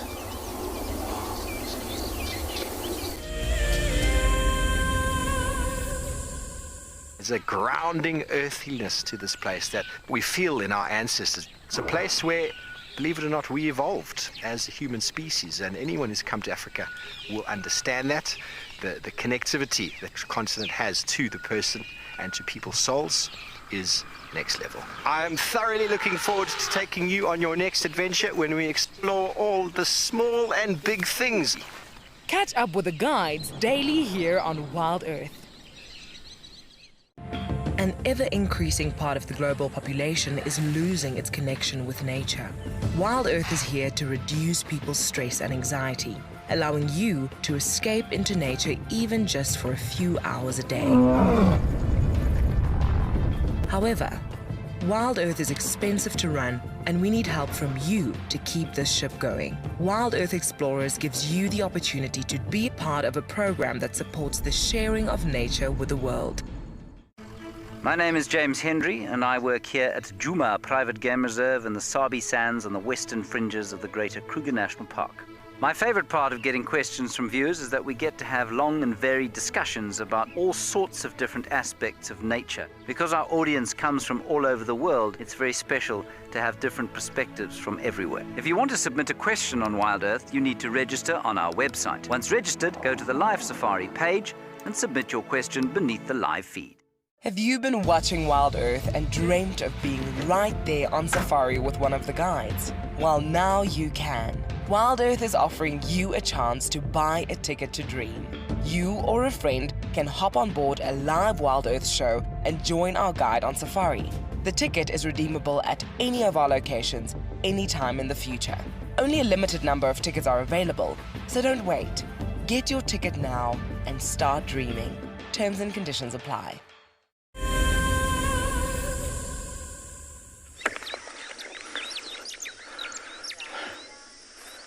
Welcome back to Tswalu. We have a very interesting little plant here. I'm talking about this one with the lovely curly, grasshopper. A little elegant grasshopper just jumped off. So nice wavy curly leaves in a nice fan shape. This is a Bushman's poison bulb. I'll bring you a picture shortly of the flower, but it's nice little curly leaves, and it's got, if you can imagine a big bulb under the ground, it's like an onion sort of peeling underneath the ground, and we often find that the porcupine have actually dug them up, and then you find that onion with lots of peeling on it. And the Bushman, as it says, Bushman poison bulb, the Bushman would use the bulb to put the poison on the arrows, and also use that sort of papery-like covering of the bulb to heal and put on wounds or as a nice covering. So a beautiful red flower. It comes out in what they call an umbel, so a straight up flower within lots of branches. Well, I'll come closer and then I'll show you in the book. And when it's dry, also called a tumbleweed. So I'm just going to show you this one here in the book. So beautiful, beautiful flower. I have seen one or two recently, so we just have to be in the right place at the right time in order to show you the flower. There are some out at the moment. And then that's there, you see the tumbleweed. When it breaks off, it'll actually tumble in the wind, and in that process, the little seeds that will fall out of that. So the Bushman's poison bulb.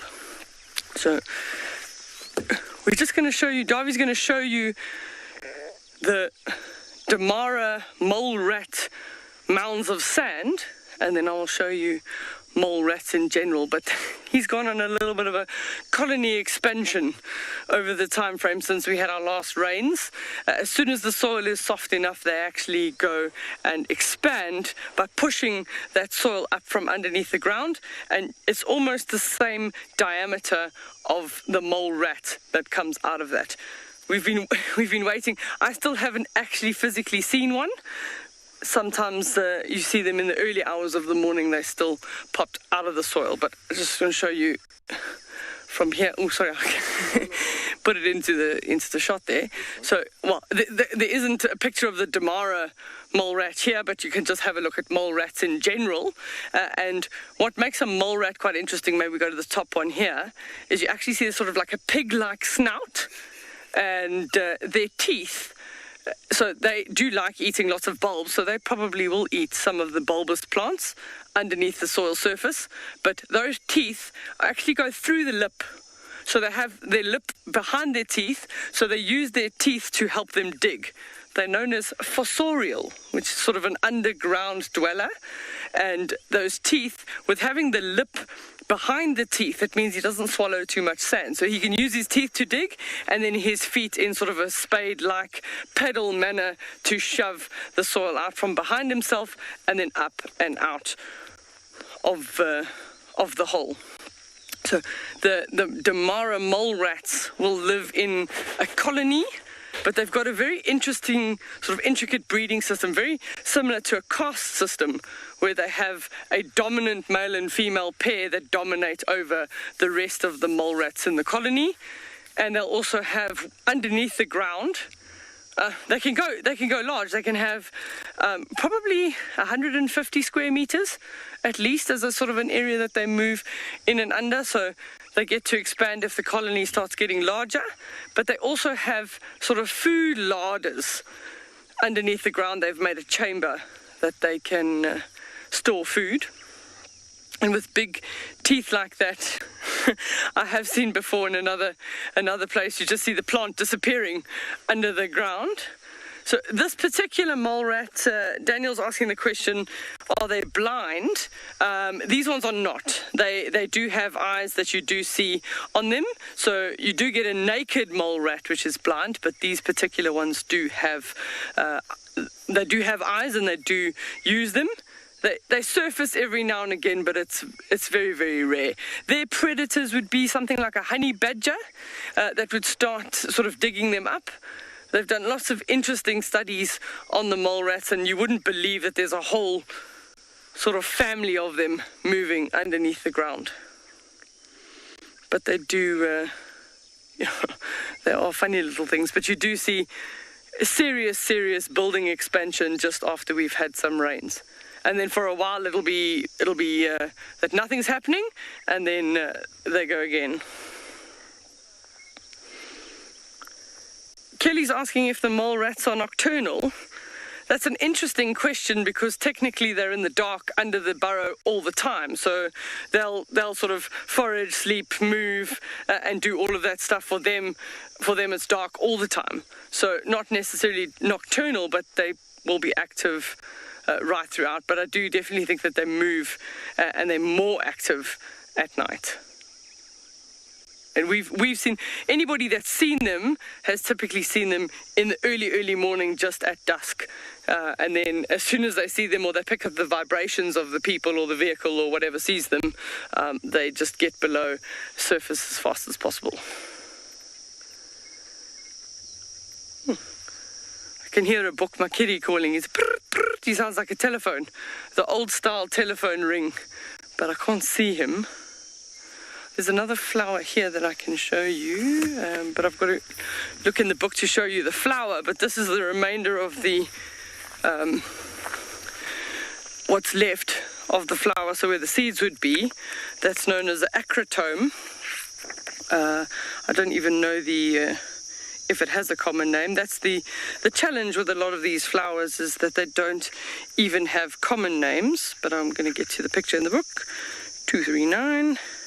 This is a wonderful book for us flowering plants of the Kalahari, and it's definitely saved my bacon a few times, because without it I wouldn't actually know. I'm going to bring it actually closer to you so you can see, but very, very pretty white flowers. And also the idea there is that once the flowers have died off, the seeds are inside that pod or inside that ball and just shaking around in the wind. And we do have some really, really windy days. Just that shaking around in the wind will distribute the seeds. We've got, this one's probably not too far. We've got beautiful flowers here. I'll open it out for you. Of one of the wild cucumbers. We had a look the other day. I don't actually see any fruit around this particular one, but beautiful, beautiful little yellow flower, very hairy leaves. Feel a bit like sandpaper, and good for gripping on the soil and then sort of in a creeping motion. I noticed the other day when it was incredibly hot, all of them just lift their leaves straight up like that. So flat on the ground, you're getting good exposure from the sun, but when it's exceptionally hot, if you go straight up like that, you'll lose the least amount of moisture. But without all of these plants, in the winter season, this just becomes sort of open, sandy areas.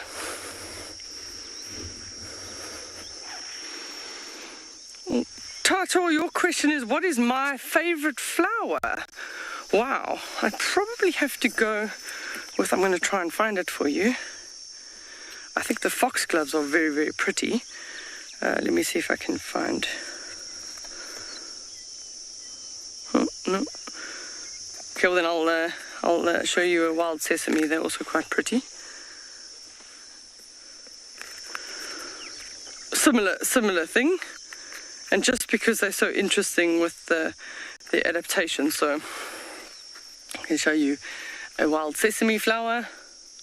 A foxglove is almost similar, but on that lower petal in the foxglove, you've got all these little runway lights that allow the insects to land because they can see under UV light, and the runway lights then send them into the tube of the flower, and they get the pollen on their back. But those Bushman poison bulbs make amazing flowers.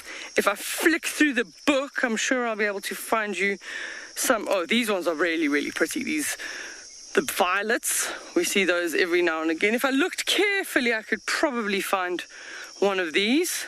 They call the snapdragon family, but the bush violets, they're very, very pretty. Also very small. You don't really notice them much. They're quite tiny. Let's see what else is out. There's nothing else flowering in this patch. We actually stopped here to just show you the nice little mole rat expansion.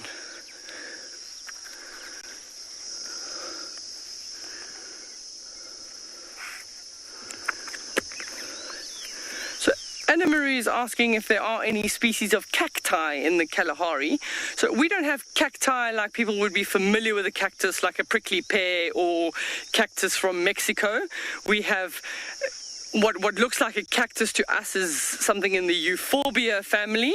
So they're sort of just off trees. No. Always use the index. That's the fastest way to get to the thing. So I'll show you what looks like what is cacti for us. We go for 305, one of the big ones. Yeah, see, I started at the front of the book. It would have taken me a while to get there. So we get this one here, which we said we'll try and find you one day in the mountains, is the Euphorbia avis montana. And that is our cacti, if I can put it in inverted commas with my fingers. But there we go. Sorry, Darby. I'm making camera work difficult this morning. So that would be a Euphorbia. So no cacti that are indigenous to South Africa or Southern Africa that I know of. But often people think this belongs to the cactus family because of the structure of the leaves and branches. And also amazing desert adaptations in these cactus. If you look, I'm going to point at this one. You can see there it's got thorns and it's also got a wavy appearance. And that wavy appearance and those thorns actually help sort of channel and change the wind around it. And those grooves can also allow water to run down to feed the plant. And if the plant grows or needs to, can absorb more moisture, it uses those folds to expand. So very clever they can almost make their own little microclimate around them. And also having the least amount of surface area exposed in the heat of the day by all facing their branches upwards. So the unique thing about the euphorbias is that they can actually photosynthesize throughout that entire branch, as it were, because they are green. They have the photosynthesis happens right throughout the plant. Excuse me, I'll just turn that down. I can just hear the cicadas calling this morning. They started now. They weren't calling earlier, so it obviously is starting to heat up quite a bit. I'm going to try and put this one. Oops. I'm going to try and put him here, Darby. I hope that the wind doesn't blow him away. But you can see, got him there. And my ostrich feather, which is actually probably bigger than the cicada. So we have a nice cicada here. You can just see the large eye, and then I'm just going to hold it down, but you can actually see the claws and that on the feet, which will help it attach itself to the branch. This is called an ecdysis, when an insect, oh, there we go, perfect, there we go. I knew the ostrich feather was good for something. Oh, no, cooperate, come. Let me try that. Oh, I've split him now. If I pin him down there, okay, great. Now we finally have a cooperative ecdysis. And you can see how once the cicada grows, it actually splits the carapace across the back and then would crawl out. and once it's dried itself off, then it's able to carry on with its day. But that is an ecdysis of a cicada. So they're just making a lot of noise at the moment. It's a really, really nice summer sound. But the cicadas, quite interestingly enough, this is the adult stage. Sometimes for cicadas it can be that they live in the adult stage for a couple of days, sometimes a couple of weeks, and others they can live as sort of a larvae underneath the ground for almost 20 years up until they're ready to emerge. So when you're hearing that, they're only singing to mate. They're not doing any feeding, they're not doing anything like that. They're literally emerging to find a mate to breed for the next generation. And then that larvae that's buried underneath the soil will take, it can be 10, 20 years, some of them, depending on the species, before they will then emerge or be big enough to emerge as an adult. Before he blows away, can keep him there. So yesterday, we were sort of half showing you our tortoise, and I think I'd like to sort of just carry on with what we were showing you for the tortoise, because we got a signal issue. So we were talking with if I hold a chair, Darby, is that fun? That's great. So also pointing out the bony plates, how they actually merge together with those little teethy areas, so they almost slot into each other. And then I'm going to turn it over. This was a piece of a leopard tortoise. We don't know how this one died, and we don't know how it got broken into lots of little pieces, but the only one that I would say that would be strong enough to break it into pieces would be a hyena, or just a long time out and things get brittle and things get old. And then this would be called the scoot, the sort of like nice covering with the camouflage colors. And I'm going to turn it again, and you can actually just see, if I make that noise, you can see it's like a really, really hard, I want to say a hard plastic, but just to give you an idea of what that scoot sounds like. So it's almost like a papery, we called them the roof tiles yesterday, a scoot. And then you would know the tortoise's age based on looking at the sort of mountains and valleys on here. So Mike's got something interesting to show you. We're going to send you across there, and then we're going to move on and see if we can find you something else.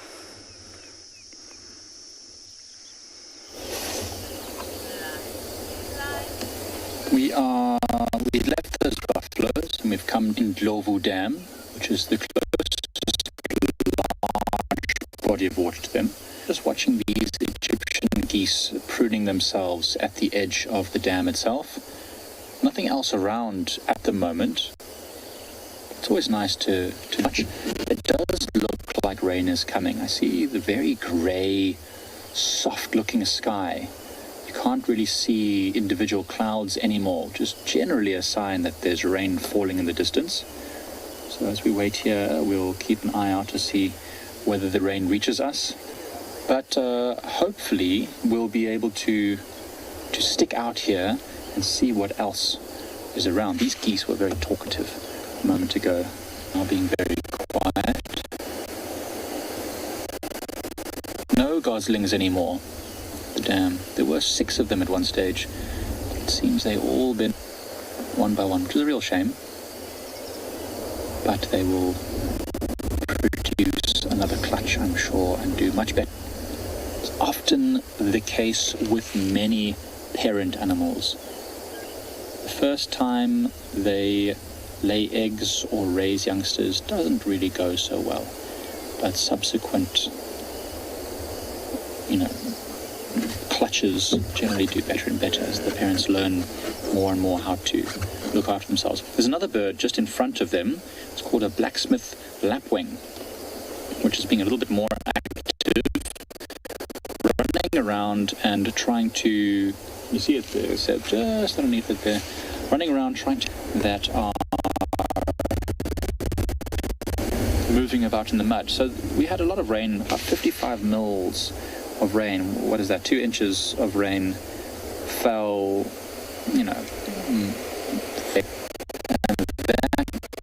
this mud and cause it all to start growing. And mud, vegetation and warm weather, that a lot of insect activity, which is what this little wader is looking for. And it's going to be moving frequently up and down this mud until it starts to rain, which might be very soon.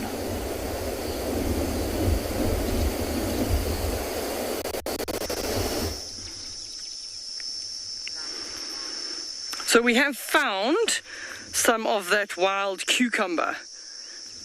So there's actually quite a lot. There's one here, one here. There's a flower. I'm not too sure if Darby's got them. This angle might be wrong with the vehicle, but there's another one, another two here, another one there. So these, they're not ripe yet. They will go towards more of a yellow when they're ripe.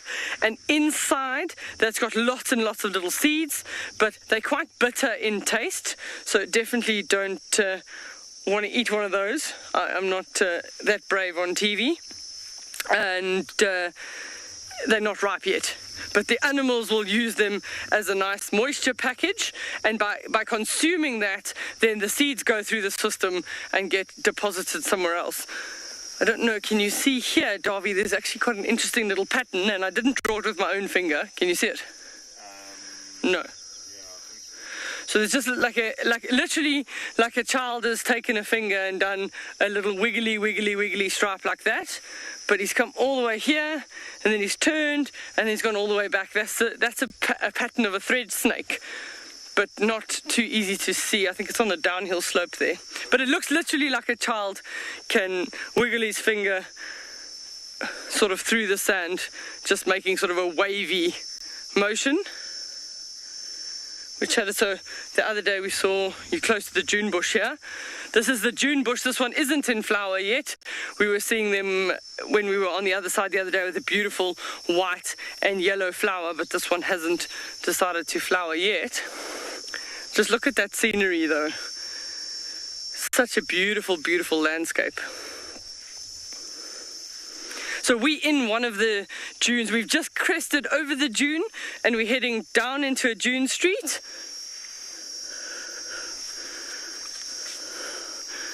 So Peter is commenting on so many stunning flowers out there. You're absolutely correct. This is the best time of the year for flowers. Darby, I've got a June bush flower here, so we can show everybody what we're talking about. It's very, very pretty. But we have to have good rains. And so far, so good for the Kalahari, because we keep getting these thundercloud bursts. Yesterday, Darby and I, we ran home with our tail between our legs because that 30% chance of rain turned into 100% chance of rain. We were driving through one of the valleys, and we both saw the lightning hit open blue sky. It was literally just this flash of light. It hit the mountain, but the storm was behind us. So we both looked at each other. We were like, open vehicle, probably not. And that was the reason why we closed down yesterday, is because we were in the brink of a lightning storm, and we actually had really, really good rains last night. And now there's not a cloud in the sky. Let me see what else is been here. So we've just come over the dunes and we saw some tracks of some giraffe, some wildebeest, and the gemsbok will eat these. The gemsbok, the brown hyena. We're waiting still to see another plant called the tsama melon, which is almost like a bowling ball, but not a big bowling ball. What would be, if the lawn bowls, that would be about the right size of a tsama melon, about that big.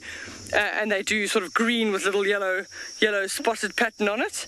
And that one, when that comes out, then the animals will use that as a nice moisture package. I can hear all the birds still calling. Little fawn-coloured larks. What? Red-crested korhaan.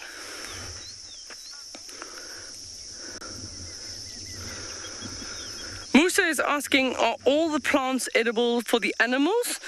No, they're not. Some are actually toxic. This June bush that you've just had a look at, the white flower, is actually toxic to animals. If they eat it in this stage that it's green and they consume a lot of it, they can get what's called crotallariosis. The plant itself is known as a crotalaria, and the sort of the illness or the effect of eating too many of those toxins is known as crotallariosis, where almost like the ligament area in the foot gets swollen. It alters the way that the hoof meets the ground, and then their toes start growing, their hooves actually start growing upwards in a really, really strange shape. There's a brown veined white that's coming to that flower. Oh, no, it's left. He was on his way. There's so many brown veined whites at the moment, and I'm just going to quickly get a picture here that I printed out. One of the guides saw. I think I'm going to try and hold it still for... Oh no, this might not work. Okay, so what works better? That. Okay, I'm going to hold it. I'm going to hold it still and try not to get my shadow in it. But we've been talking about a lot of the brown veined whites and the caterpillars. So there's a mud wasp that makes this very, very interesting nest. So this nest was unfortunately made on a canvas roof of a car over a period of a couple of days while the car was stationary, and when it was driving, it fell off the roof. So it unfortunately chose an unnatural environment to put the nest on, and the result was that Kerry, one of our guides, she took this picture, and I thought I had to print it out to be able to show you, because it's the most amazing thing. So this wasp has gone to collect a caterpillar. She's stung that caterpillar, and she's almost effectively paralyzed it. She hasn't killed it because she still needs time for the egg to hatch. So she makes a chamber. I'm going to use this one, for example. She makes a chamber. She stuffs in a couple, she lays an egg. You can see there, I'll show you a zoomed in version shortly. She lays the egg on the side chamber wall, and she goes and she collects caterpillars. She stings them, she paralyzes them, she actually flies with them. It's the most amazing thing to see. The caterpillar's almost as long as she is. She flies with it, she brings it back, she stuffs it in there, and she goes and she fetches 1 or 2. We see here she's averaging 4 per chamber of caterpillars, and she's then left that egg a meal provision. So as soon as that egg hatches after a couple of days, it will then start feeding off those caterpillars, which are effectively been put in a fridge. They've been paralyzed, so they're still alive, but they're immobile. And by keeping them in that state of paralysis, the food remains fresh. So I'm going to just pop that one. And most of those caterpillars will be from the brown veined white. So then I took that same picture and I just zoomed in so you can actually see the egg attached to the side of the mud wall. And the patterning here is because of the canvas roof. But she's gone and collected mud at the waterhole, flown 1 pellet at a time. You can imagine this is a tiny little insect, probably no more than 4 centimeters in size. She's gone all the way, she's flown to a mud wallow, she's flown all the way back to the nest with navigation. How she navigates to get to the exact same place every single time, I don't know. And as she does that, she closes off the chamber, but she'll leave a little hole, stuff in her caterpillar, she would have laid her egg, and then she closes that off. It's, nature is just absolutely amazing. So as we go, we'll actually try and find you the live versions of these. Jenna is saying that is so cool. I find it so amazing, and the sheer fact that you can actually see the caterpillars, the egg, it is amazing. Unfortunately, she just chose the wrong place to make her nest. So she would have had, what she had there, 5 chambers on that one. So each one would have had 1 egg in it. Just amazing. And thanks to Kerry for sharing that photograph, because it's definitely going to stay in my little library to use for future. So insects.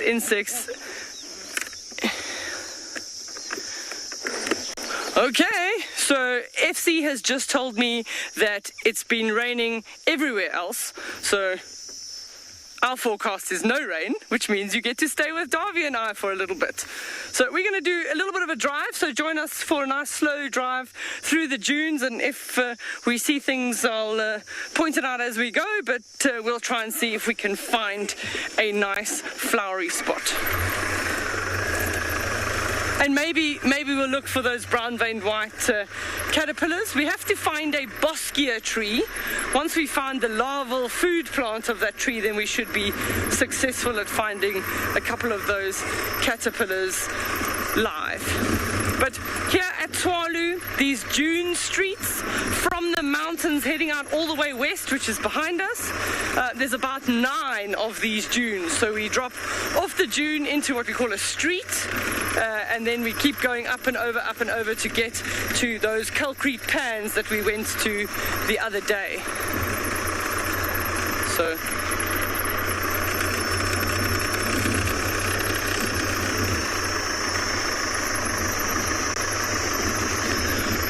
is asking if caterpillars have any way to escape. No, they don't in that situation, because the wasp has actually paralyzed them, so they're not able to escape once they've been encased in that muddy cocoon. I'm going to hop off while Davy frames up. So there's a camel thorn, the taller tree, and then to the right of that camel thorn is a raisin bush, and that raisin bush, perfect. So the raisin bush, the brown-veined whites are busy on the raisin bush. They'll also use this as a larval food plant, but also a nectar for themselves. So they're getting the nectar out of the flowers. So there's just a mass emergence of these brown-veined whites over literally the last week and a bit, since we've had really good rains. And from here, once they've done their mating and breeding, they actually start migrating all the way across South Africa towards Johannesburg, and it's a movement of over 3,000 kilometers. So an amazing feat for something so papery thin. But I don't want to go too close to the bush if I don't want to chase them away. Have you got something in frame there? Okay. So the brown-veined whites, you can tell the male from the female by having a look. Maybe, Davy, this one on the ground. I don't know if you can see the wing. So I just want, it's actually stationary on the ground. So that one shows you a nice wing. When the wings are open like that, you see just close to the eye, you go up the edge of the wing and you get to that little comma. It's literally just like a little black comma on the wing. In the males, it's a very small comma, and the black markings on the wings are much thinner. And then the female has a much bigger comma, and her black markings are much bigger. So he actually just flew off after a female. She just happened to fly past, and she just zipped off. He zipped off after her, chasing her. So it's just really, really pretty. You can hear those cicadas. I think I saw something. I don't know if you're going to see him. Let me just go. I see the cicada that he's landed, Dave, but I don't know if you're going to get him. I've just seen a cicada land. I'm going to try and get Dave in there, but I don't know if there's a leaf in the way. So you see the top branch? Have you got him? No. Just seen him land, and that's like, and jump up and bring it to come down. Oh no, let me see if I can see another one then. So the cicadas are just so busy. Oh, there is one there. See the tallest one? If you come down the main stem on that sunny part, I can't see. I'm trying to find the cicadas. I can hear them and I'm starting to see them, but not enough for Davy to get them in camera. So we'll just have a look here and see if we can find any caterpillars. No, nothing there. No,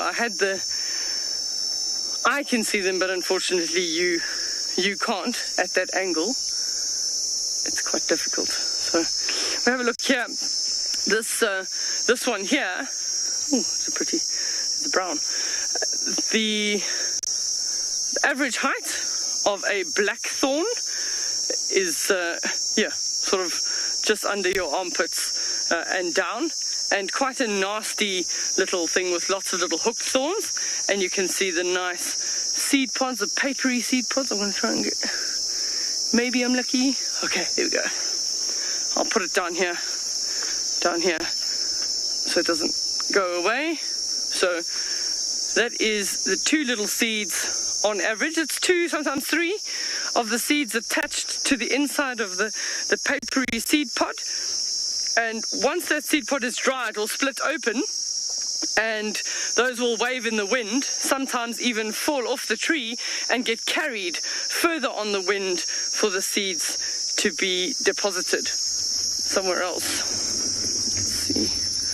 That one's not in flower, but you can see, maybe you can, I just keep making my shadow on the, so here's an example of a mistletoe inside this tree. So you can see the difference between the leaves, and automatically you know there's something going on here. This mistletoe, this one over here would be the mistletoe. This particular one is called a tapinanthus. It makes like a matchstick shape, a beautiful pink flower. And the mistletoes would have been put there by a bird, because the mistletoes themselves have like a little red berry, like a very, very sticky seed. And as it eats the fleshy part of the seed, it tends to get stuck to the outside of the beak. As soon as the bird lands somewhere, it wants to clean its beak. It wipes it on the branch and then deposits that seed onto the branch. And the mistletoe will then get its roots. It's called a hemiparasite.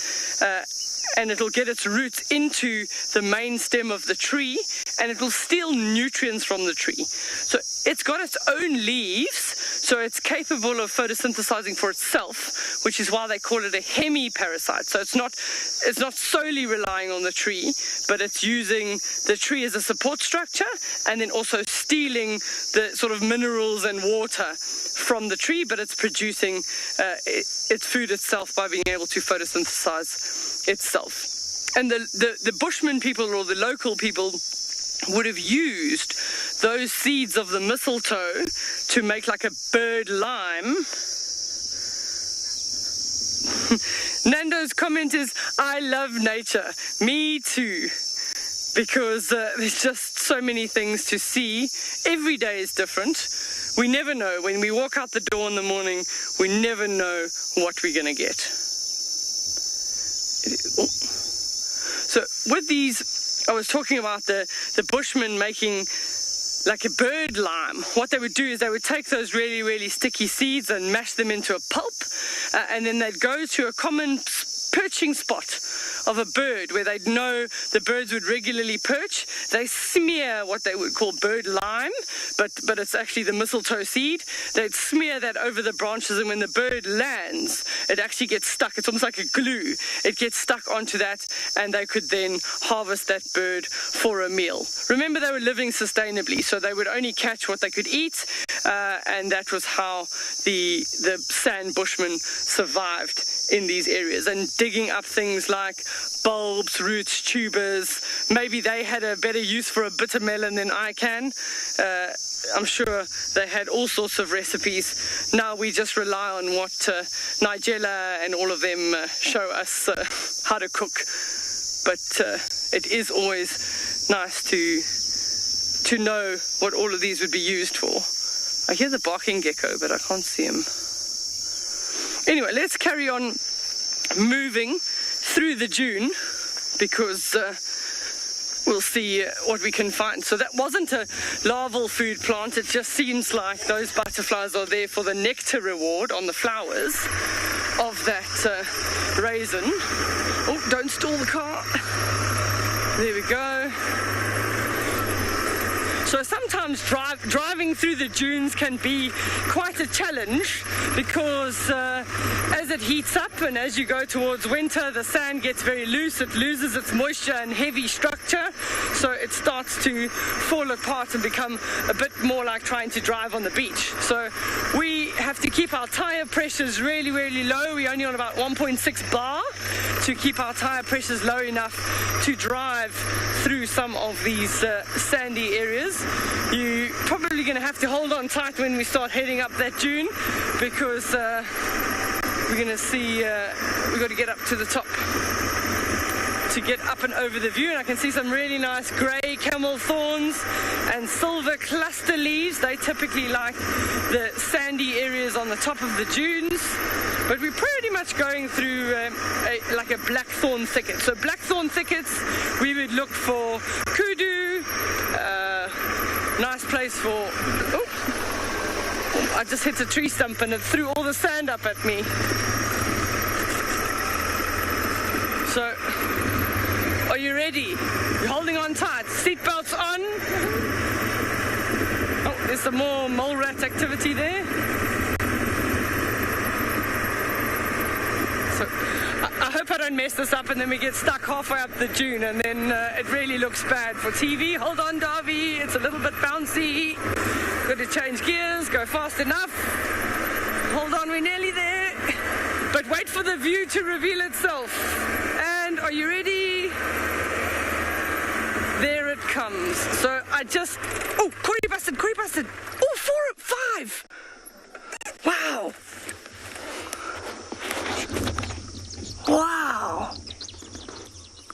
Darby and I have been dying to find the Corey bustards in the open areas, and I'm not even sure those are Corey bustards. I think they're definitely bustards. I'm just waiting for them to turn. Wow. So the bustards... No, they're not. Wow. They're a different species of bustard. I just want to double check in my book. The darker neck definitely makes them something else. Oh, I've lost my bird book. There we go. So those Corey bustards, well, no, they're not Corey bustards. They are bustards, but I'm going to get you exactly which one, and then I'm going to show you a picture because they were flying, so it was quite difficult.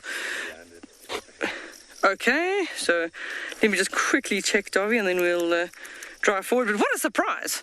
Look at that view, and then we come over, and there's 5 of them. That's amazing, and I was expecting Corey bustards, but those were Ludwig's bustards. So I'm going to try and hold it still. So this one over here, you could see that much darker color on the neck and slightly smaller in size. So the Corey bustard, the one in the middle of the page, being the largest and the biggest, which we do get here, and then the Ludwig's bustard, which we see occasionally. That's my first one for here, and they definitely are smaller, but let's go and see if we can get you a better view. Darby saw where they landed, so let's go forward. Oh, see the little... That was a very nice surprise coming over the dunes. They'd be looking for insects, so they'd move around, things, snakes, lizards, reptiles, insects. That's what they're foraging for. And they also eat the Corey bustard, or the bustards, also eat vegetative matter, which is quite interesting. You wouldn't expect such a big bird to be partial vegetarian. Where are we looking? Because let me just go past this little thicket. We might actually get them out in the open clearing. I wouldn't mind another look at them myself because I haven't seen them here before. But the Corey bustard are much, much bigger. And the Corey bustard belonging to sort of about 17, 18 kilograms, so the heaviest flying bird. So these ones would be just a little bit smaller. I'm looking for them. They must have landed in the open area somewhere.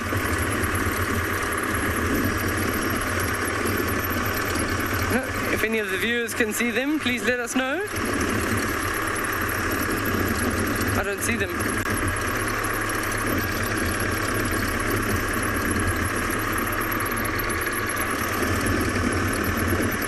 In these open plains, under some of these trees, we would expect to find some springbuck, maybe even some gemsbok or oryx.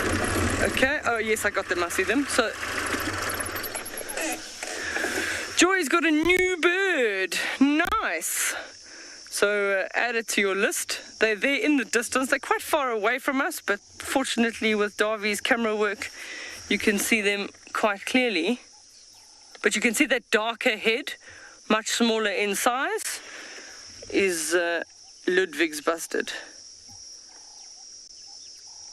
So they'd be moving together, most likely a family group, most likely a male and a female, and some youngsters. We do have a road going in that general direction, so we're gonna take that and see if we can get another slightly closer view. But as you look at these areas, those small little short plants that we're seeing quite a lot of are the eland bean. So it's not called an eland bean because the eland antelope eat it. It's just called an eland bean because it makes a really, really large seed pod. So we'll see if we can find you one of those seed pods. And they're also flowering at the moment. It's another one of those plant species that is toxic to animals. So they choose not to eat it. But it has taken over some of these open clearings. Maybe around the next one or two bends there, Darby, we do land up a little bit closer. So that's why you join us for safari. You never know what you're going to see.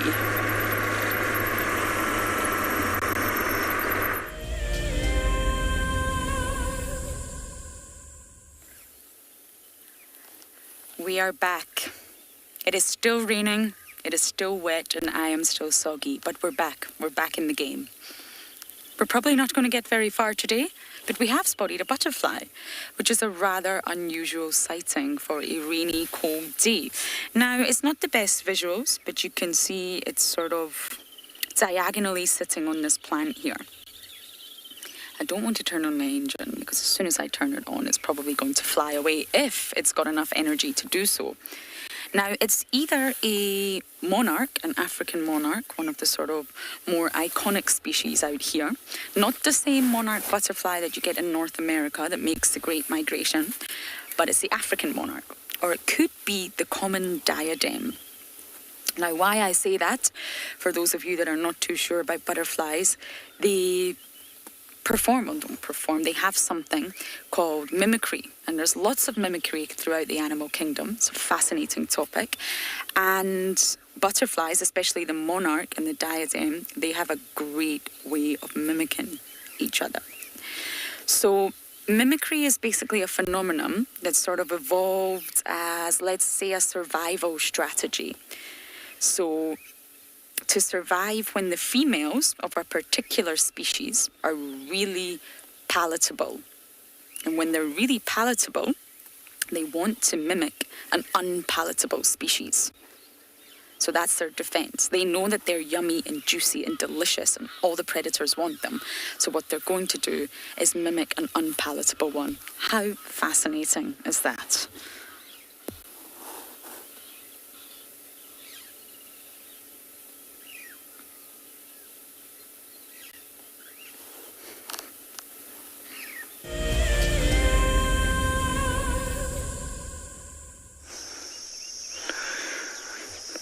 So, welcome back to Twalu. Those Ludwig's bastards decided to fly off. So we finally found a boskia tree, so a shepherd's tree, with a hive of activity with the brown-veined whites on it. They moved on, Darby. What are we on now? So we're just on the tree, but when you look at the tree, you can actually see this hive of activity. You can see that the caterpillars of these brown-veined white have practically stripped most of the leaves off the edges, and they've gone into the cocoon phase, and the little chrysalises are everywhere. So if I just want to point them out, there's just 1, 2, 3, 4. They're just all over the place, but I can maybe get one here that's finished. Oh, they're so fragile. Oh, no, this one's going to break. Oh, here we go. I'll hold it for you. This one's already emerged.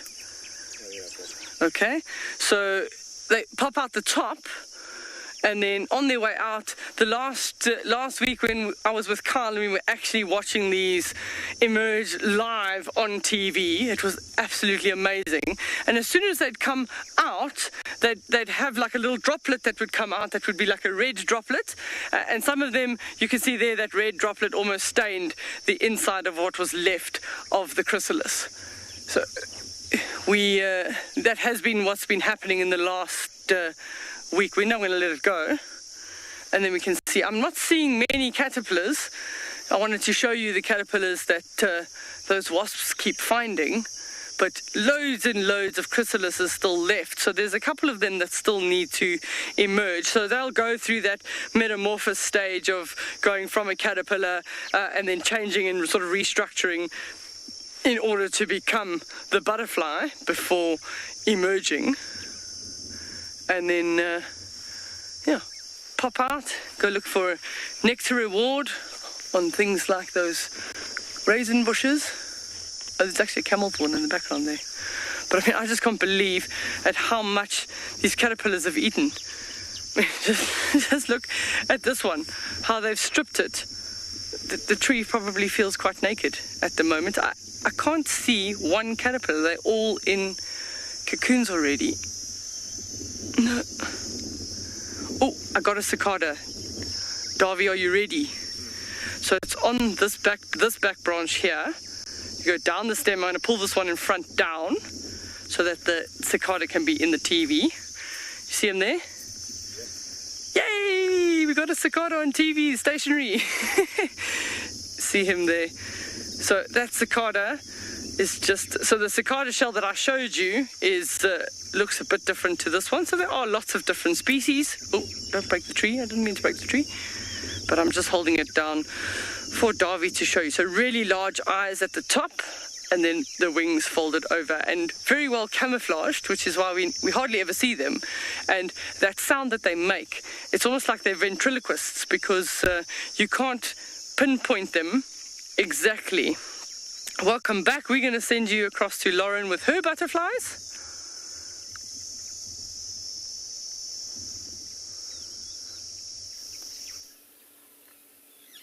It's not the best visuals, but we can still see it. It's definitely the African monarch. And just to sort of expand on what I was saying earlier, bright color patterns in nature generally serve as a warning to predators. Hey, I'm poisonous or unpalatable, don't eat me. Whether it's the truth or not, lots of organisms don't tell the truth. It serves as a warning. That's the sort of fundamental purpose of having bright colours.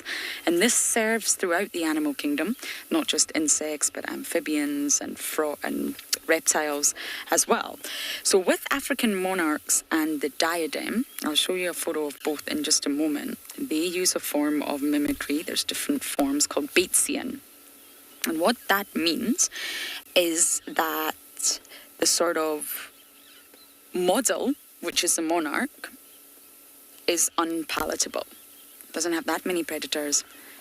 It contains toxins, so that means it's unpalatable. So the mimic in this case is the diadem, is pretending to be unpalatable, but that's not the case. It doesn't contain toxins and it is in fact palatable, but it doesn't want to get eaten by the predators. It doesn't want the predators to know that it's actually delicious and yummy and completely edible. So it's pretending, it's taking on the appearance, not 100% exact, but it's taking on the appearance to look like the unpalatable species, which is the model, which is the monarch. So that's what Batesian mimicry is. Now, there's another form of mimicry, slightly different. This is Mullerian mimicry. And what happens in this case, so there's lots of different sort of species that show this.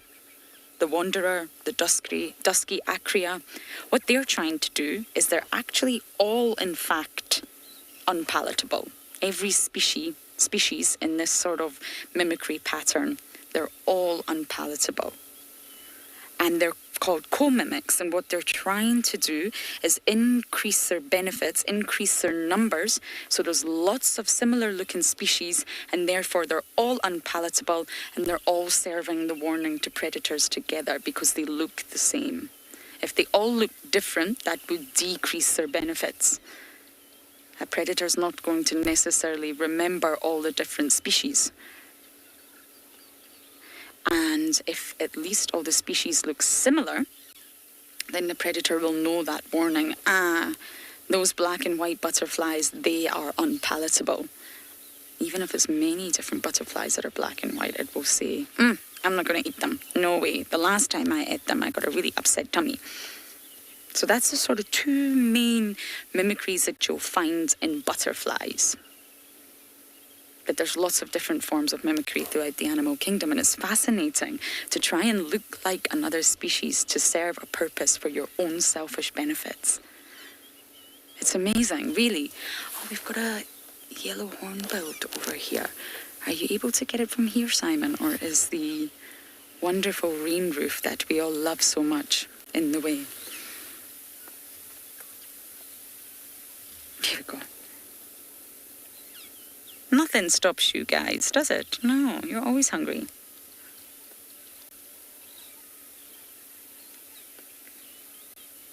You see it looking, tilting its head? Very sharp eyesight. And they tilt their head to get a keener sort of visual perspective of what's going on in the ground to look for the smallest of insects. Banana birds. Flying bananas.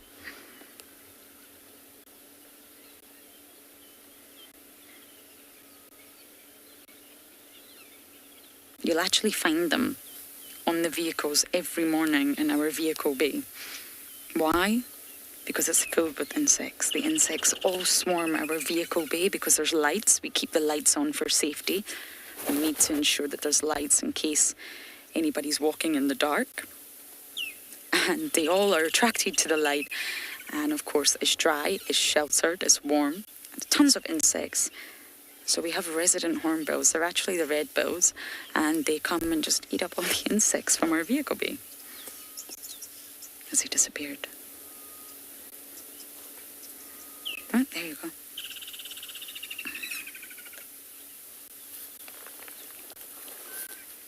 Giselle, you're asking this bird. This is the yellow-billed hornbill. And you're asking, is it monogamous? Aha, monogamy in birds. It's a very complicated question, but I'll go with the sort of technical answer because I'm sure that's what you're after. And yes, they are said to be monogamous. And the female actually seals herself inside a tree cavity using her own feces, just delightful, leaving only the narrowest of slits, so small, for the male to just pop the tip of his beak in and feed her. So she seals herself in with poop. So the male assists in bringing up the offspring as well. That's paternal care right there. So 90% of all bird species are said to exhibit a monogamous social structure. But really, are they? There's been some wonderful discoveries in science. I'm reading a fantastic book at the sheer horror when you do DNA testing. So you have a monogamous pair that you've been following, and I'm guessing this is in captivity. They're able to test the parents and then test the offspring, the chicks. I think the woodland kingfisher is after some airtime here. And lo and behold, the yellow-billed hornbill looks shocked. Yes, you're not all monogamous. No, the chicks do not have the same DNA as the parents. Of course, they do the mother, but not the father. What's been going on there? Yes, this is called extra-pair copulations. Both males in monogamous pairings are said to do this, and the females. So they sneak away from their partner when maybe the partner is not looking or the partner's resting, and they will mate with others. Isn't that just incredible? Happens in fish as well. There's a species of angelfish that is notorious. They're monogamous. Makes a lot of sense for reef fish, maybe not pelagic fish, to be in monogamous pairings. And they have to spend a lot less energy advertising and trying to find the ladies in the vast, big, bad ocean. And when the female is resting or possibly not paying attention, the male sneaks off for what I do not know the scientific name, but I can only describe as group sexual activity. Yes, we've got some woodlands over here. I'm sure you know what I'm trying to say here, but I do not know the correct term. You see the woodland kingfisher, Simon? It's somewhere there. So yes, that's the angelfish. They're not angels, are they? No, not angels at all. That is not a good name for those fish. Well done, Simon. Okay. So I'm going to just stay local, see what we can find here. We are going to send you across to Andrew, who's going to give you a wonderful silent segment.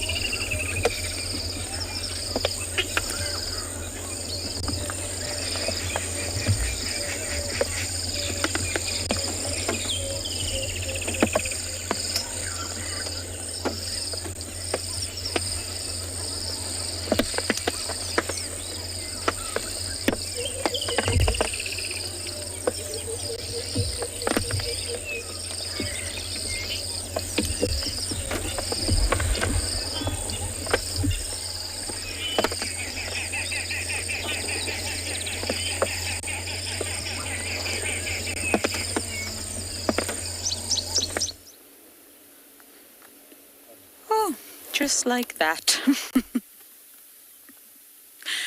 That was one miserable Wahlberg's eagle. I think it was the female. She is not in the mood to be on camera. She heard Gwyn say, live, and off she flew. So, there you have it.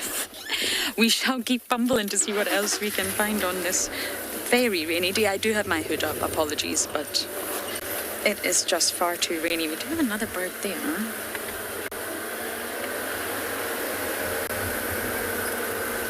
It's also not going to settle. Apparently there was cheetah up north on the Manguleti boundary, so we were going to race up there, but they've crossed into Manguleti. So we need even more traverse now, as if we don't have enough already. I think it's going to be rainy all day. It It's that sort of rain that we would call drizzle, but it's constant.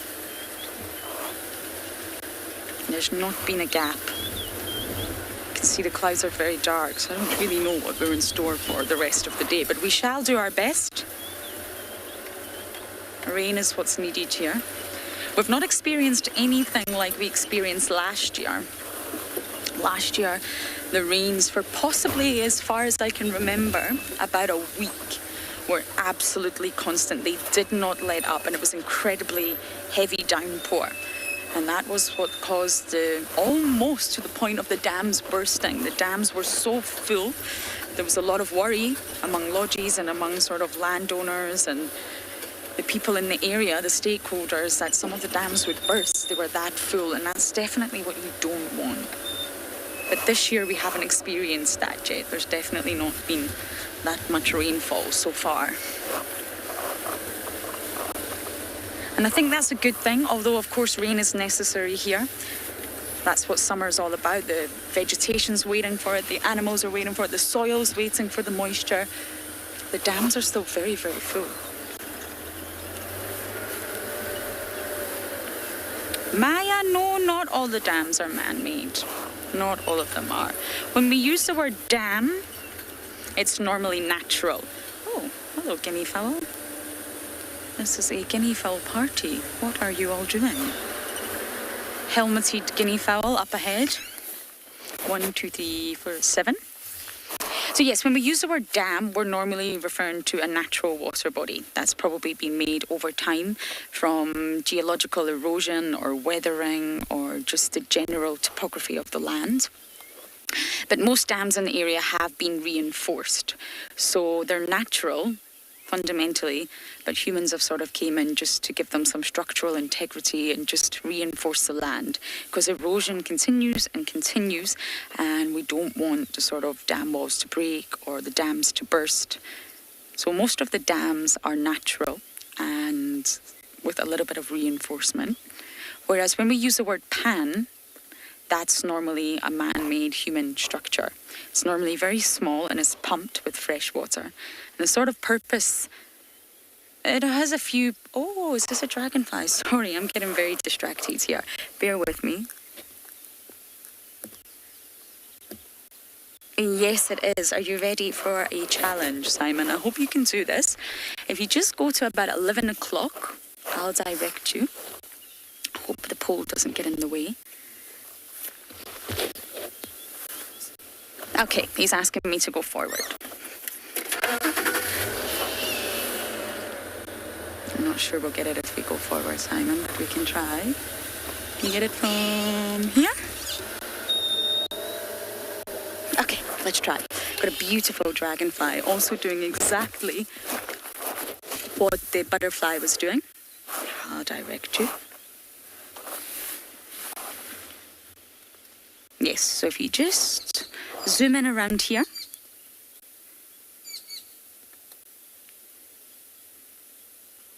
Up a little bit.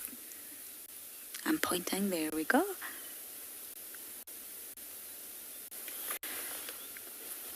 To the left a little bit. There we go. Just in the frame on the left. A dragonfly holding on for dear life. Now, the pans. So normally the pans are pumped because of two reasons. One, when we've had drought, if we've had a summer of drought and there's not been enough water, the pans then provide a really reliable sort of source of fresh water for all the animals out here. Animals require water, everybody requires water. So that's why the pans were pumped. But there's also a twofold sort of explanation. And pans can actually be used in a conservation technique.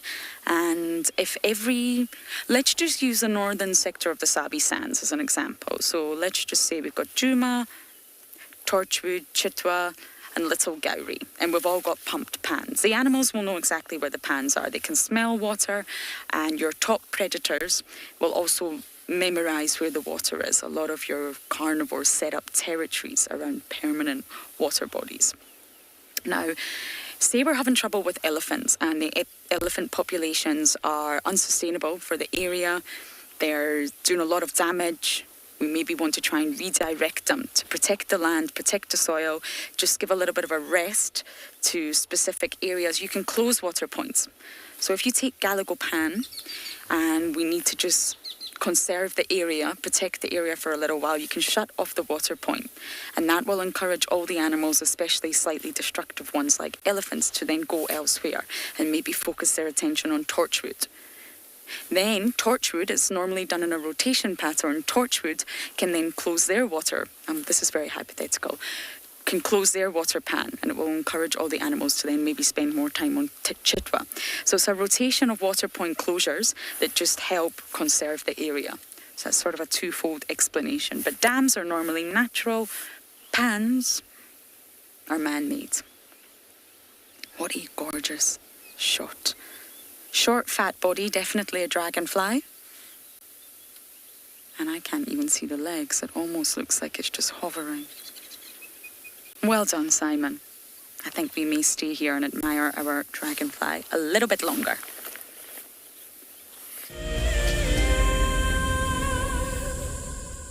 Welcome to my car. This is Wendy, and she's my favorite. She would love to have your name engraved on her so you can be with her every single time she goes on a safari here in Djuma. If you become a Wild Earth Explorer, you will have the opportunity to buy an engraved tag which we will attach to her. We will make sure to send you a digital picture to show you exactly where you are sitting on her. You will have front row seat in every single sighting. Guys, just watch what's happening. See, watch the elephant, watch the lions. See, the first ones to run are the cubs. Can you see them? They are right here.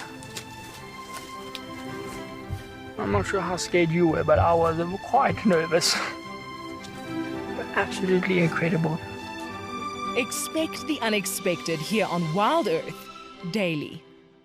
Have you been watching Wild Earth and dreamt of being right there on safari with one of the guides? Well, now you can. Wild Earth is offering you a chance to buy a ticket to dream. You or a friend can hop on board a live Wild Earth show and join our guide on safari. The ticket is redeemable at any of our locations, anytime in the future. Only a limited number of tickets are available, so don't wait. Get your ticket now and start dreaming. Terms and conditions apply. My name is Ross and I'm a field guide at and Beyond Pinde Private Game Reserve. I love getting questions from guests on Wild Earth because I love sharing and learning information about nature with new people, and it also makes me feel like you're all joining me in real life. If you want to ask a question on Wild Earth, then you need to register on our website. Once registered, go to our live safari page and submit your question below our live feed.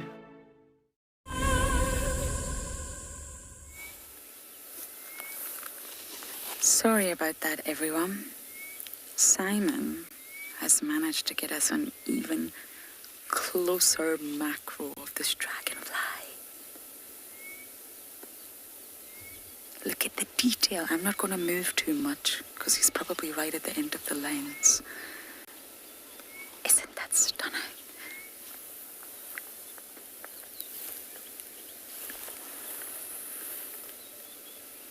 You can see the fine detail of the scales on the wings. They're equal in length, the four wings. And it's using its 6 legs, insects. Mostly all the insects have 6 legs. If they have 8, then you're looking at an arachnid, not an insect.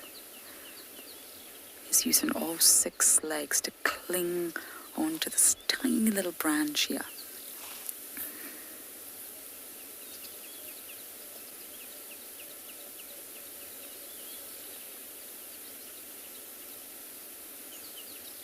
Just like the butterfly, they're solar powered. They're insects, they're ectotherms. It's not sunny enough. Megan, yes, beautiful little creature indeed. One of my favorites.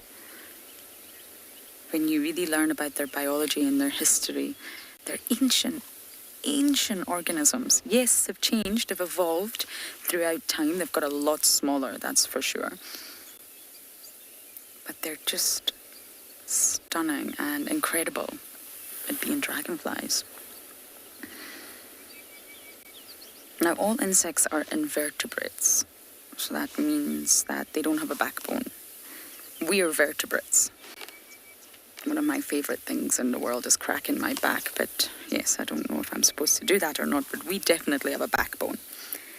And with insects, their skeletons on the outside is an exoskeleton, not an endoskeleton. We have an endoskeleton, it's on the inside, we can't see it. We know it's there, it helps us move, but with insects, it's on the outside. And the skeletons can't be too heavy. Otherwise, insects would never be able to fly. It would be impossible if it was like an armor of steel. So the skeletons have to be hard to protect the inners of the insect, the organs and everything inside. It also has to be light. So normally the outermost surface that you're actually looking at right now on the body of this dragonfly is covered in a layer of wax. Very, very sort of light wax. And this helps protect the insects against its greatest fear. Yes, an insect's greatest fear is dehydration, water loss. So although we can't see it, the exoskeleton, which is hard, is protected in a layer of wax. And most insects, because they're so small, generally speaking, they have a really large surface area relative to their tiny volume. And what that means is that they're at high risk of losing water molecules through evaporation. We talk about evaporative cooling a lot when we see the cats panting or the birds gular fluttering. But insects can also lose moisture through evaporation. And it would leave them, well, as dead as a dried fish. That's exactly what would happen if they lost all their moisture. And that's why the waxy layer is so crucial to insect survival.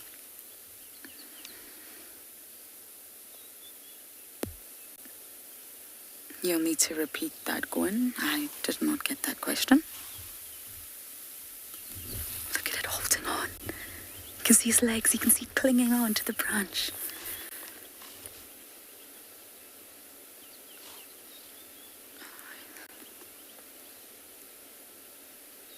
I did not get that name, but I think the question was, is it true dragonflies lead to leopards? I have no idea what that means. I have never heard that before. Is it true that dragonflies lead to leopards? I'm not even sure I can expand on that. I've honestly never heard that saying before, that dragonflies lead to leopards. I can't even think what that means. I'm sorry. I failed to answer that question. I've really never heard of it before.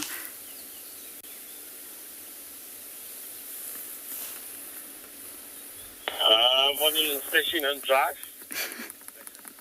Everyone's coming back out now that the rains have sort of subsided. That radio is going to start going once again. No more peace and quiet for us.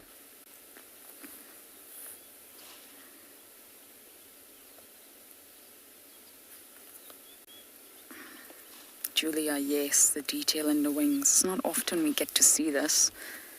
Because dragonflies, when it's warm and when it's sunny, they rarely stay still.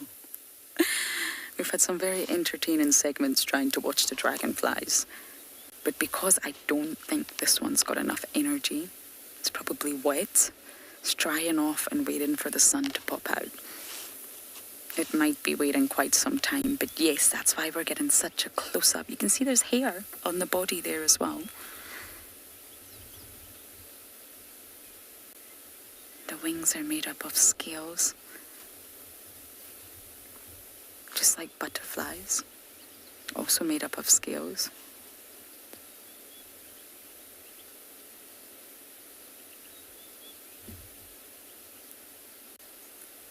It's so beautiful.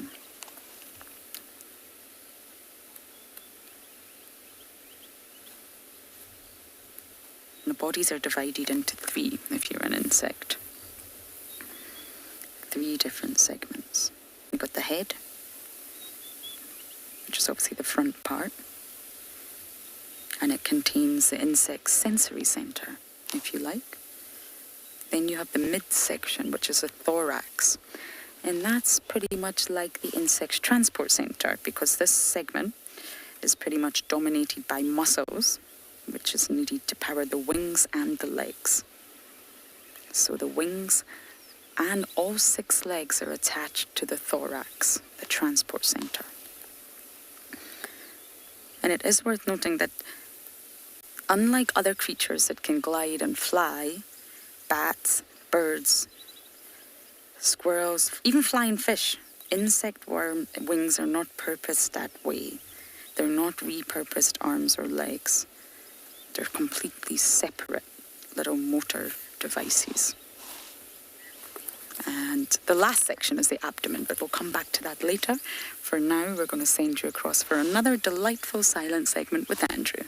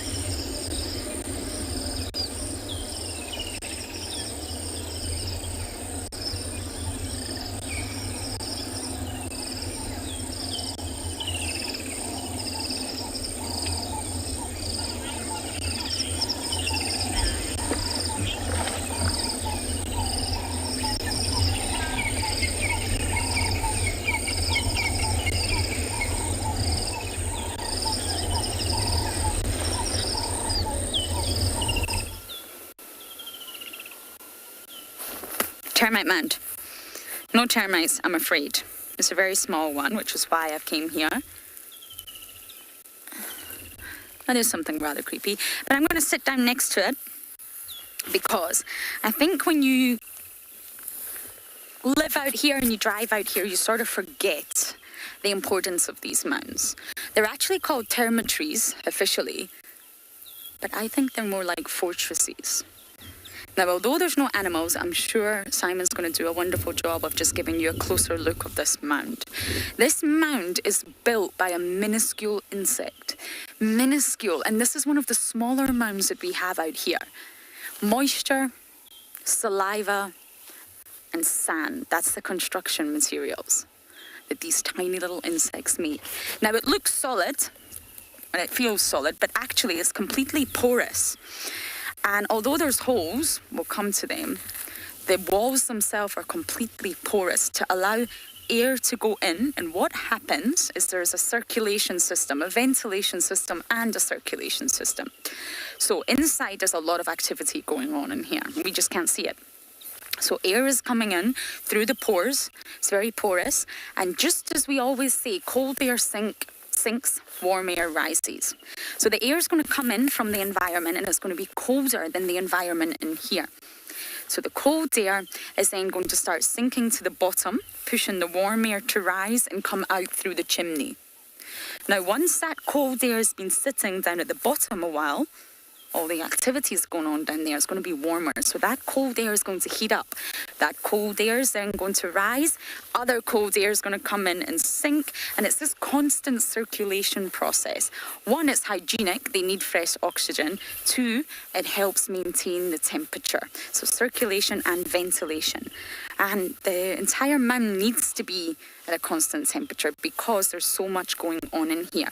There's lots of tunnels, passages, areas. There's the royal cell where the king and queen live. Now, the king and queen are the only reproductive members of the colony, the only ones that can reproduce. The others cannot, they're sterile.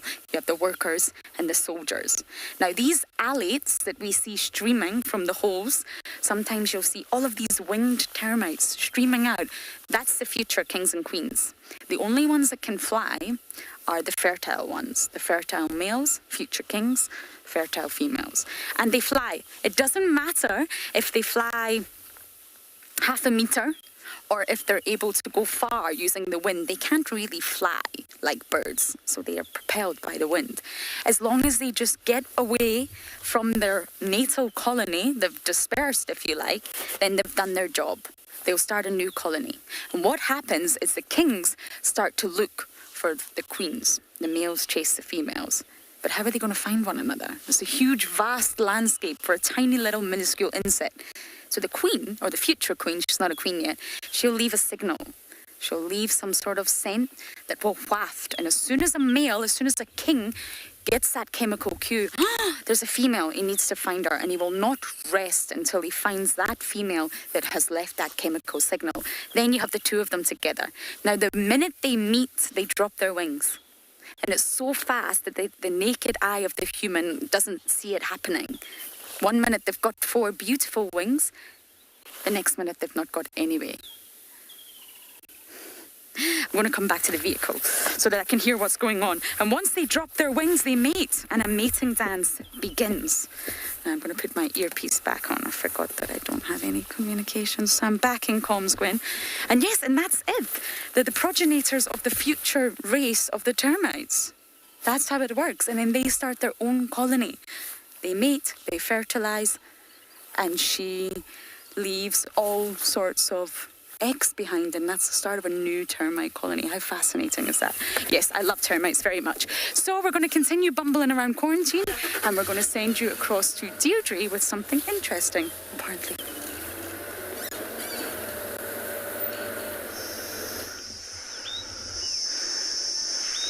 Location, location, location. That's what every good real estate agent tells you. And we found a porcupine burrow, but just look at where it is. It's just got this most amazing scene in amongst these blackthorns and the shepherd's trees with all the beautiful butterflies. It's got a little ant-eating chat on the top there. absolutely beautiful scene. So this porcupine has been living here for years, probably even multiple generations over time. The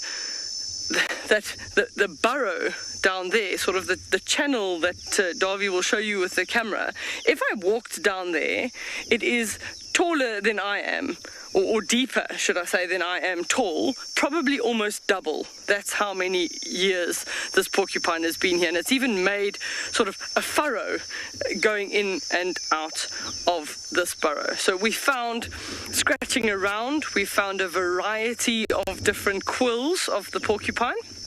So their quills it's a modified hair, and they would use them in defense, but a common misconception is that they shoot their quills. They're not able to shoot their quills. What they do is that they sort of contract their muscles and hold them out, and then reverse towards a potential attacker, and then hope to sort of stab it that way. So they don't shoot their quills, they just reverse. So I found enough quills here to actually make my own little porcupine. So from front, I just want to show you the flexibility. So the modified hair, all of these are modified hairs, but just on different positions on the porcupine. So this one, a little bit more flexible near the head, another one with a little bit more flexibility a little bit further back, and then you get the seriously, seriously dangerous ones. So if you pick up a porcupine quill, the broader end is the end that's attached to the body, and then the really, really sharp, spiky end is what they're hoping to poke an attacker with. Then you go right down to the lower quills at the tail, and some of them really, really tiny and very short. And even this little one, if I hold it, there's a tiny little hair still growing. Those are quills near the tail area, so much shorter at the base. And then this next quill on the end here, I actually cut open one of these quills. They're actually quite lightweight, and they're very hollow. And so I cut it open, and I just want to squeeze it so that I can show you how spongy they are. So it almost looks like it's filled with a polystyrene. So porcupines, if need be, almost have their own personal flotation device.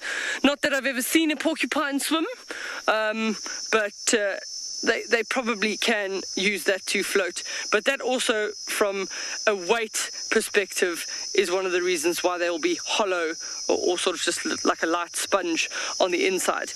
If you wanted to make a pen out of a porcupine quill, you'd cut off one of the ends, typically the more blunter end, and you take a hot steel wire and you put it down there. But remember that it will smell like burning hair, so it's not a very pleasant smell. But if you put that wire down that tube, you burn that sort of inner area, and then you'd be able to insert your pen in there. Darcy Ann is commenting that it is amazing how different all the quills are. Absolutely.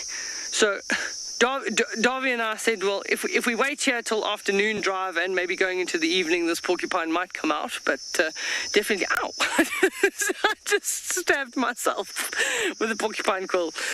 Doctor, it's an emergency. So I've got here, because it's a little bit challenging, but they came out after the rains, so they've left all their tracks in and out. They're actually using an entrance around the back, and we can even see from the top, we can see right down into the burrow, and it almost looks like a tree root, that there's 4 or 5 different entrances coming into the one main entrance, and they're down there. But judging by the tracks around the den here in the soil from last night, they came out after the rain. There's quite a number of individuals that are living here, so quite likely a female and a couple of youngsters. And for the first little bit, the youngsters will actually go foraging with the parents. But I want to show you the porcupine track, a really, really nice track. This is pretty much life size, as it were, and a nice way to tell the front foot from the back foot is you literally just look. They've got 5 toes, but on the front foot, only the 4 digging claws that are slightly further ahead of the toe. And then on the back foot, they've actually got 5 claws. So you always just look for this outer digit that has... so this is the right hand. It's actually then the inner digit that has a claw, whereas the inner digit on the front foot doesn't have a claw. And their claws would be relatively sharp and blunt, but very, very good for digging. But just an amazing, amazing piece of real estate. I might keep these 2 pointers for future. They are quite handy, but just an amazing location. I've never seen a porcupine burrow this deep, with these grooves going in. It just shows you years and years of wear in and out, and sometimes you can even see the scraping lines of the quills catching the side of the burrow. But they've definitely been using this sort of sideways one as the entrance and the exit to the burrow. But absolutely stunning place. Maybe one night drive in the winter season. When they're coming out a little bit earlier, they'll come out in safari time. We'll come and wait here and see if it comes out.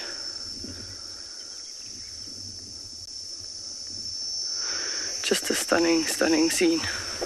I can't believe I poked myself with a porcupine quill.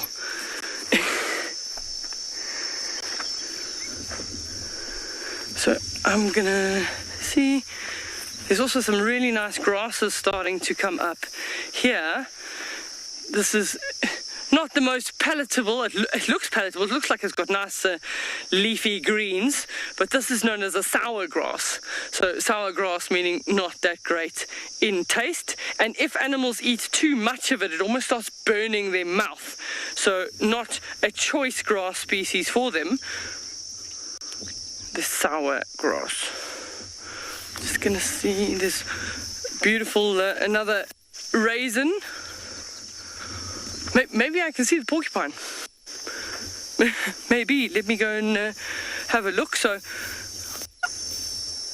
he's even got. If I had to look all the way down, I'd probably say 8 meters at least down to the entrance of the burrow. And it's even exposed almost all the roots of that shepherd's tree. It's 8 meters worth of shepherd's tree roots just in sort of a network mixed going across the front entrance. They're probably fast asleep. I've probably woken them up with my loud voice.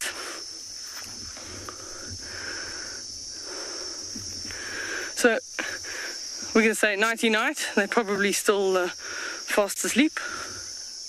We're going to head on and see if we can find you something else.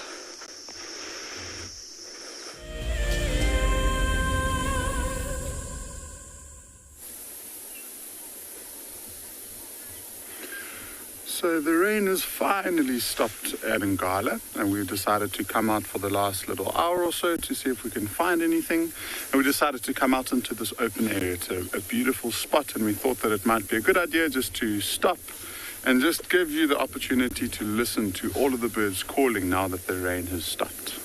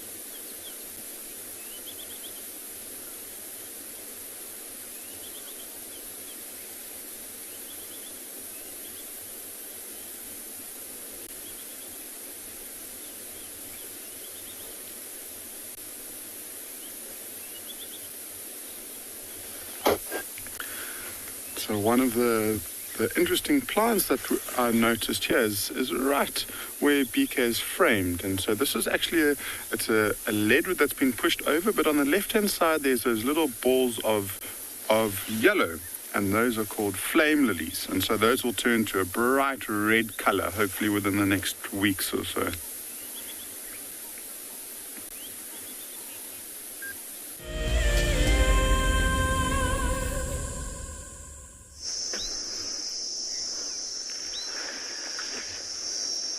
Our ant-eating chat has quite obligingly stayed in the exact same spot on the tree, so we're going to chat a little bit about her. They actually ground nesters, so they nest in aardvark burrows, or the conclusion I make right here is that there's quite likely a pair that's nesting somewhere in one of the walls of this burrow, because that's why they're here.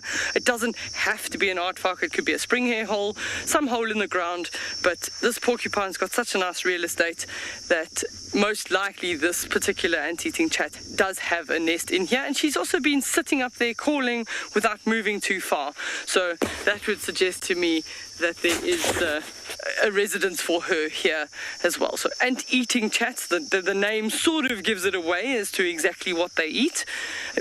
Predominantly ants in the summer season, and then as they shift towards the winter season, they will also feed on ants and termites. And for us out here at Tswalu, if we're looking in the daytime in the winter season for aardvark or pangolin, we will be looking out for the ant-eating chats, because they follow them while they're foraging, because the pangolins and the aardvark, once they've been feeding and maybe once those ants have given off a little bit of formic acid and start not tasting nice, after a while they move on, but they still leave that nest exposed, and the birds come in and utilize that as an opportunity for finding food. The pair tends to be monogamous, so male and female mating for life. That's the most cooperative bird we've had in a long time.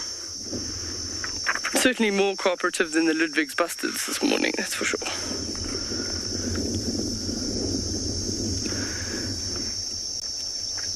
Just beautiful. See, if she happens to take off, you'll see these bright white window patches underneath the wing.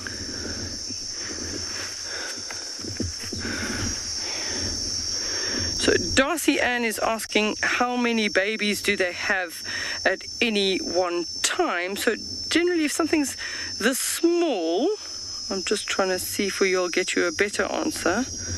But of course, that particular chat's not on that particular page. But I would probably say at most sort of 3, because that's what we saw, 2 at the nest the other day, 2 little chicks, so probably 2 to 3 in the nest at any one time. Beautiful, singing her morning song.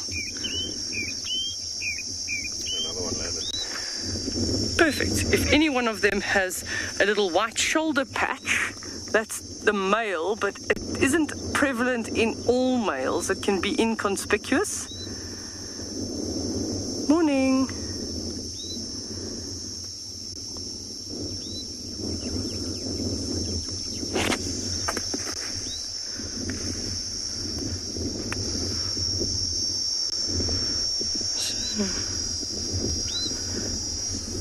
It's nice to hear their song.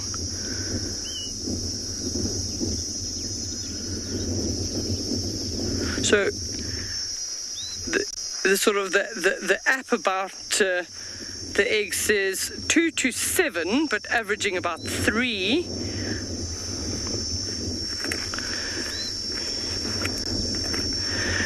Bernie has made a comment that these birds look like the black chat in the UK. I think that's what I heard, the black chat.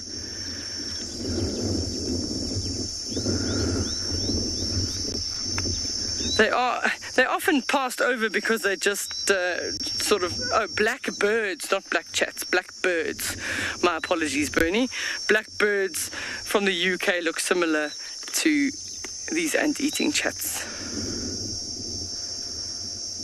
So we were sort of averaging 3 eggs is what it says, and the egg weight 4 grams. How tiny is that? 4 grams.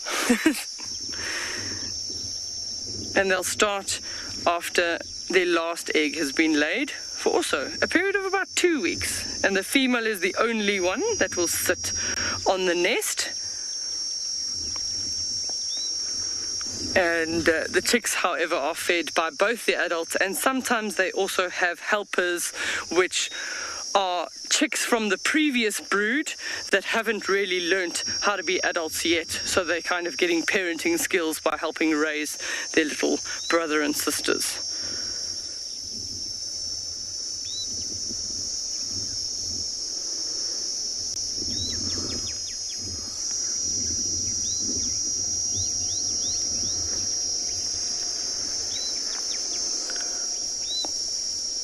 Nice to watch that little behavior. So the chats typically flick their tail and flick their wings, and Julia is agreeing with me that it is a beautiful sound. The flicking the tail is one of the chat behaviors that you would look at when you're trying to identify birds, and then flicking their wings sort of up and down. I haven't seen a wing flick yet, but the tail up and down is one of the behavioral signs that you can use to identify a chat. Sorry about that.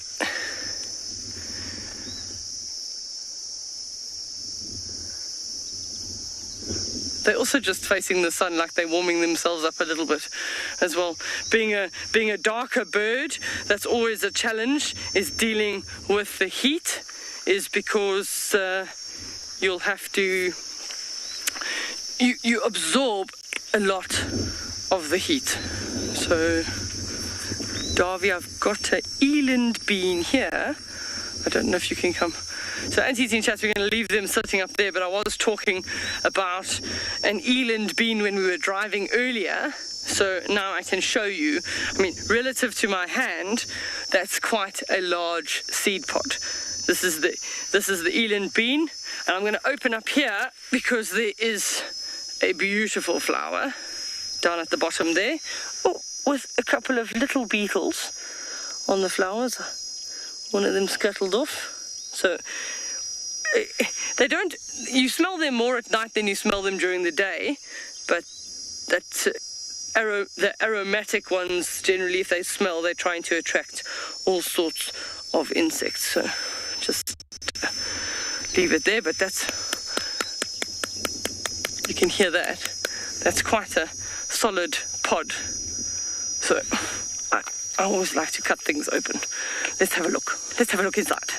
Try not to cut my fingers, but you can see there.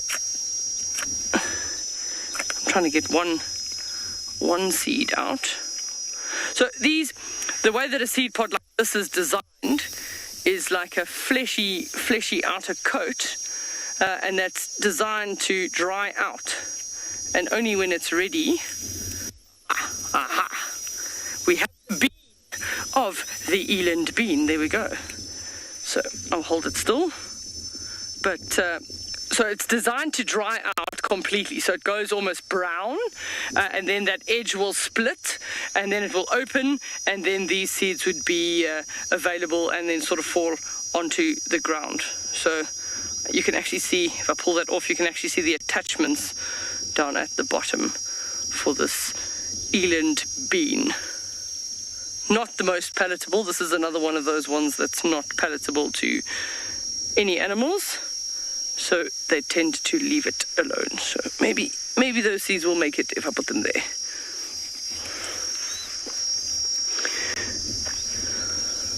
Pretty. Just to hear all the sounds this morning.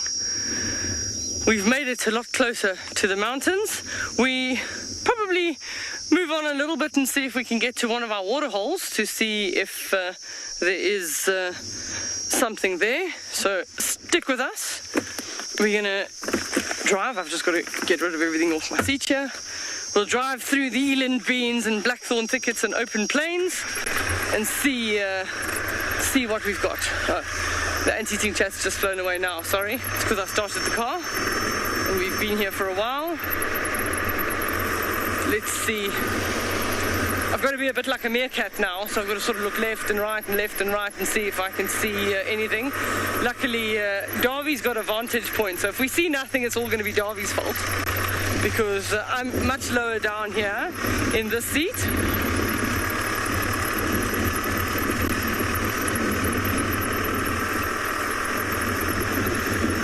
Honeybee, you've asked a very interesting question. How do underground dens not get flooded in the rain? So the Kalahari, the animals are really, really lucky because it's very, very loose soil. So the water runs quite quickly through the soil. But down there, you can imagine that sort of would be a little bit of a river. But most animals will actually build some kind of a shelf inside the burrow. So they almost go down and then go up again to build a shelf. But fortunately here, the soil drains away, the water drains through the soil relatively quickly, so that would allow them to be fine. And there's actually a lot of animals that use burrows in the world. What? Oh, you see something, Darby? I'm just, let's see, there's some more of these. Oh, no. Just these beautiful, beautiful open. I just saw another hole there, probably another porcupine that lives down that side. So these nests are quite interesting here because you can actually see. I'm just going to do that so the aerial's out the way. So nests of the white-browed sparrow weaver. And they've done lots of research here at Tswalu on the white-browed sparrow weaver. And one of the things that they found is, we always talk about location. In some areas, the birds will specifically put their nests on the side of the tree where it's going to get the nice angle of the sun. And they did lots of research, and the dominant decision that makes where the white-browed sparrow weavers put their nest is based on the wind. They always put it on the leeward side of the tree. So here, the majority of the nests that we're seeing, obviously there's always going to be exceptions, but the majority of the nests of the white-browed sparrow weaver that we see are on the southern side of the tree. And if you think about the heat of the Kalahari, the sun in the day would be quite beating. It would be north of us. It would sort of be across the northern horizon. So that would also give the nest a little bit more shade or be a little bit cooler. So by being on the southern side of the tree, it is a lot smarter. And they'll also have two different kinds of nests, and the whole colony helps sort of building the nests, but there's nests that are built in like a U shape with two entrances, and one's the emergency exit, and then there is another hole which is the breeding hole. But yeah, we'll move on from here.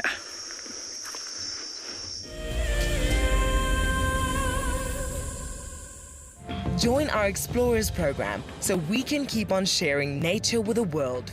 For a monthly subscription, you will have the opportunity to win fantastic Wild Earth expeditions, have access to an animal identification app, receive weekly highlights from our shows, and much more. All the money will go to keeping these live safaris on air, which in turn connects a global population with nature.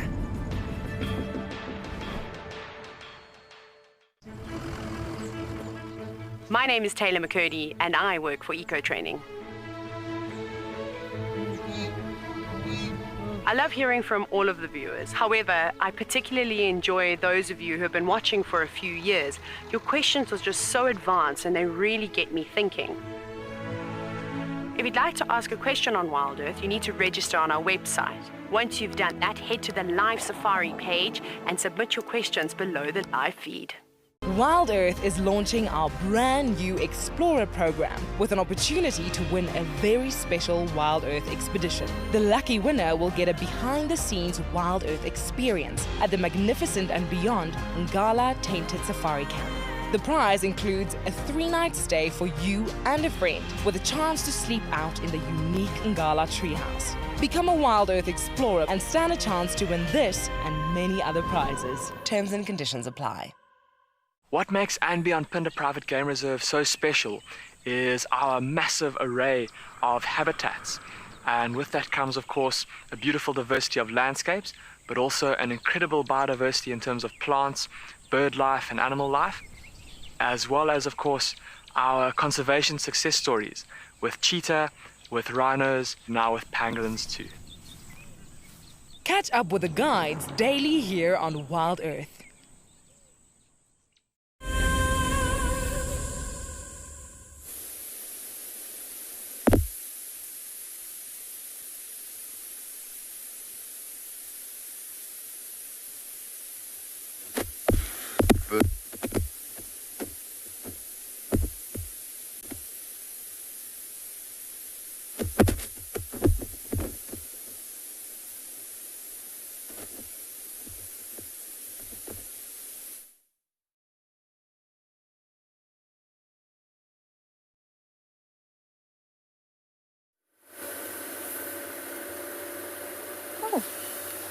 Hello again. Apologies about that. I don't even have my pedal. No, I don't have my foot on the pedal. We're driving very slowly. I was sitting on top of a termite mound waiting for you all for about 10 minutes. I got rather wet, but I think we're having some technical issues due to the weather. So I'll take my hood down so you can at least see me. And going back to termites, I didn't quite finish my story. So once the king and queen do their, well, future king and queen do their little mating dance, they have a courtship dance, they then mate, and they are the king and queen. But then they've got to find a place, they've got to burrow underground and start their colony, and it's not an easy job.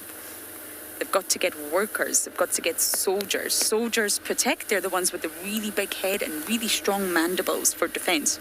They can't actually feed themselves. The workers feed them. The workers do all the other work. They maintain, they build. If a little bit of the mound starts to fall down or crack or they're damaged, they'll work. They also carry the queen's eggs once she lays them and take them to another cell. They also feed the queen. Now the queen, she doesn't do much. She doesn't move. She's almost like a huge fat jelly worm-like bag of adiposity. Yes, she never stops growing. So you see this dainty little queen with wings, and she's beautiful and she's graceful and she flies, and then she grows and she grows and she grows and she grows, and she does not stop growing. But the king, he doesn't leave her side. What a loyal man. He doesn't do very much either. He stays by her side, but he's not doing any of the work. It's all the queen. She'll lay endless streams of eggs, and she lives the longest. She can live up to 45 years. All the others only live 2 or 3 years. And basically, she just produces and produces. She is the mother, I can see the vehicle, Simon. She is the mother of all of the rest. There's a vehicle ahead, so we're just going to go round them, of all of the colony. She's a one mother. She never stops growing, so she actually outgrows her cell, the royal cell. She gets so big that she outgrows it, and the workers, they have to move her, or they have to build her a new cell, and that's not an easy job for a very large, fat queen. They have to ensure that they build somewhere that she can fit into. And the colony just keeps going and keeps going and keeps going from one mother. And with a termite colony, it's all about the collective. There's no individuality. There's nothing about being a sole individual as in other creatures. In other creatures, like a leopard, it's all about themselves. It's all about their bloodline and ensuring their survival, selfishness. In termites, it's all about the collective. It's all about the colony. It's not individualism, it's not about themselves. They all work 24 hours a day for the colony life. Big thriving cities in the mounds. I'm just gonna go past this vehicle. And that's the life of a termite, and it's incredible. And why I mention this is because termites, hello, are the backbone of any ecosystem. You cannot remove termites from the ecosystem. You can't actually separate them. Termites and the ecosystem, they come as one. It's fundamental out here, and they tend to be so overlooked. The mounds tend to be overlooked, but they're vital. Termites are very much part of the ecosystem. They are the backbone of the ecosystem, in fact.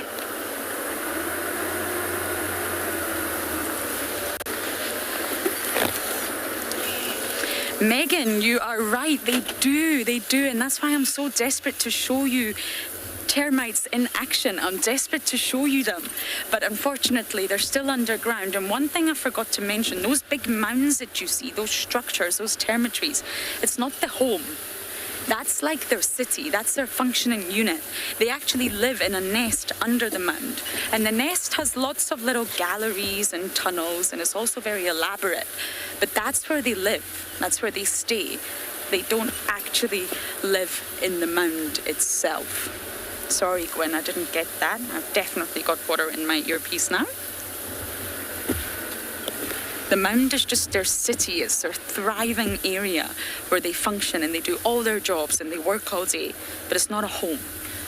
So as soon as I get the chance to see termites for you, we'll absolutely put them on because they're so wonderful.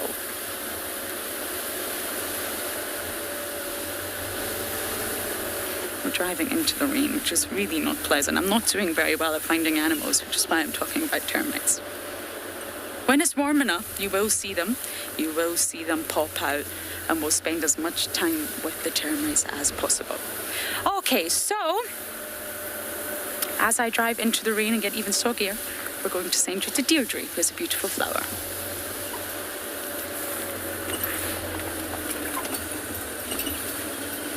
We're going to do a reveal. Ta-da! Look how beautiful that is. I think it was Paul earlier that was asking some beautiful flowers, and that's definitely one of them. We call this one a ground lily or a sore-eye lily. Just absolutely stunning. And there's the beetle just came in there to get some nectar, but they're easy to recognize when the leaves come out because they come out in this like flat across the surface, green to start, and then as they produce the flower, they need some of that energy to produce the flower. It is normal for them to start almost getting the edges of the leaves burnt, but a really, really beautiful flower. And also used by the Bushman, the same concept as the previous one, that Bushman poison bulb, also has a bulb underneath the ground with lots of sort of flaky layers on the outside, and that flaky layering, the papery would also be used to help heal wounds. So a really, really pretty flower, a ground lily. But then I have seen another one just out here. It's already past flowering, as these two over here. It's a albuca, but it's called a bushveld tinkering chi. And this one has already gone from flower. It's made the seed, and this is what you would call a trilocular ovary. So tri meaning three, locule meaning little cavities or locules. And there's already insects. I'm just trying to see. Some have already eaten into one or two of those to get the seeds out. So this would have been the flower. So Darby's got the flower there on the car to show you, because we can't show you the flower. It normally makes a really pretty, beautiful, like a green and white flower.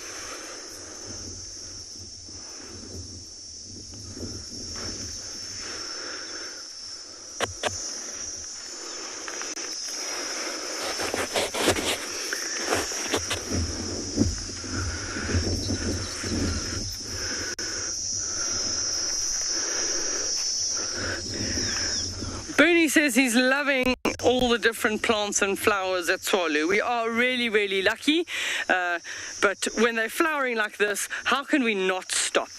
I wanted to also point out to you, you can look at how long the tubes are on these flowers. Sometimes you'll have, there's a nectar reward really, really low down, and the only way that these give the nectar reward away is if they're pollinated by something like a hawk moth. If you unrolled the hawk moth proboscis, it would have about 10 centimeters, so long enough to get the tube all the way down to the bottom to suck up the nectar. And then you always have some cheats that will just drill a hole in at the bottom and steal the nectar right from the base of the flower. Just stunning. Look at that. Oh, and there's a beetle that's just come in there. So we're pretty much at the end of Drive. We're going to say thank you very much for joining us. Some of you had to miss out on those that were stuck needing umbrellas in the rain, but glad we all managed to get back to you. And we'll see you on Afternoon Drive this afternoon, 4 o'clock Central African time.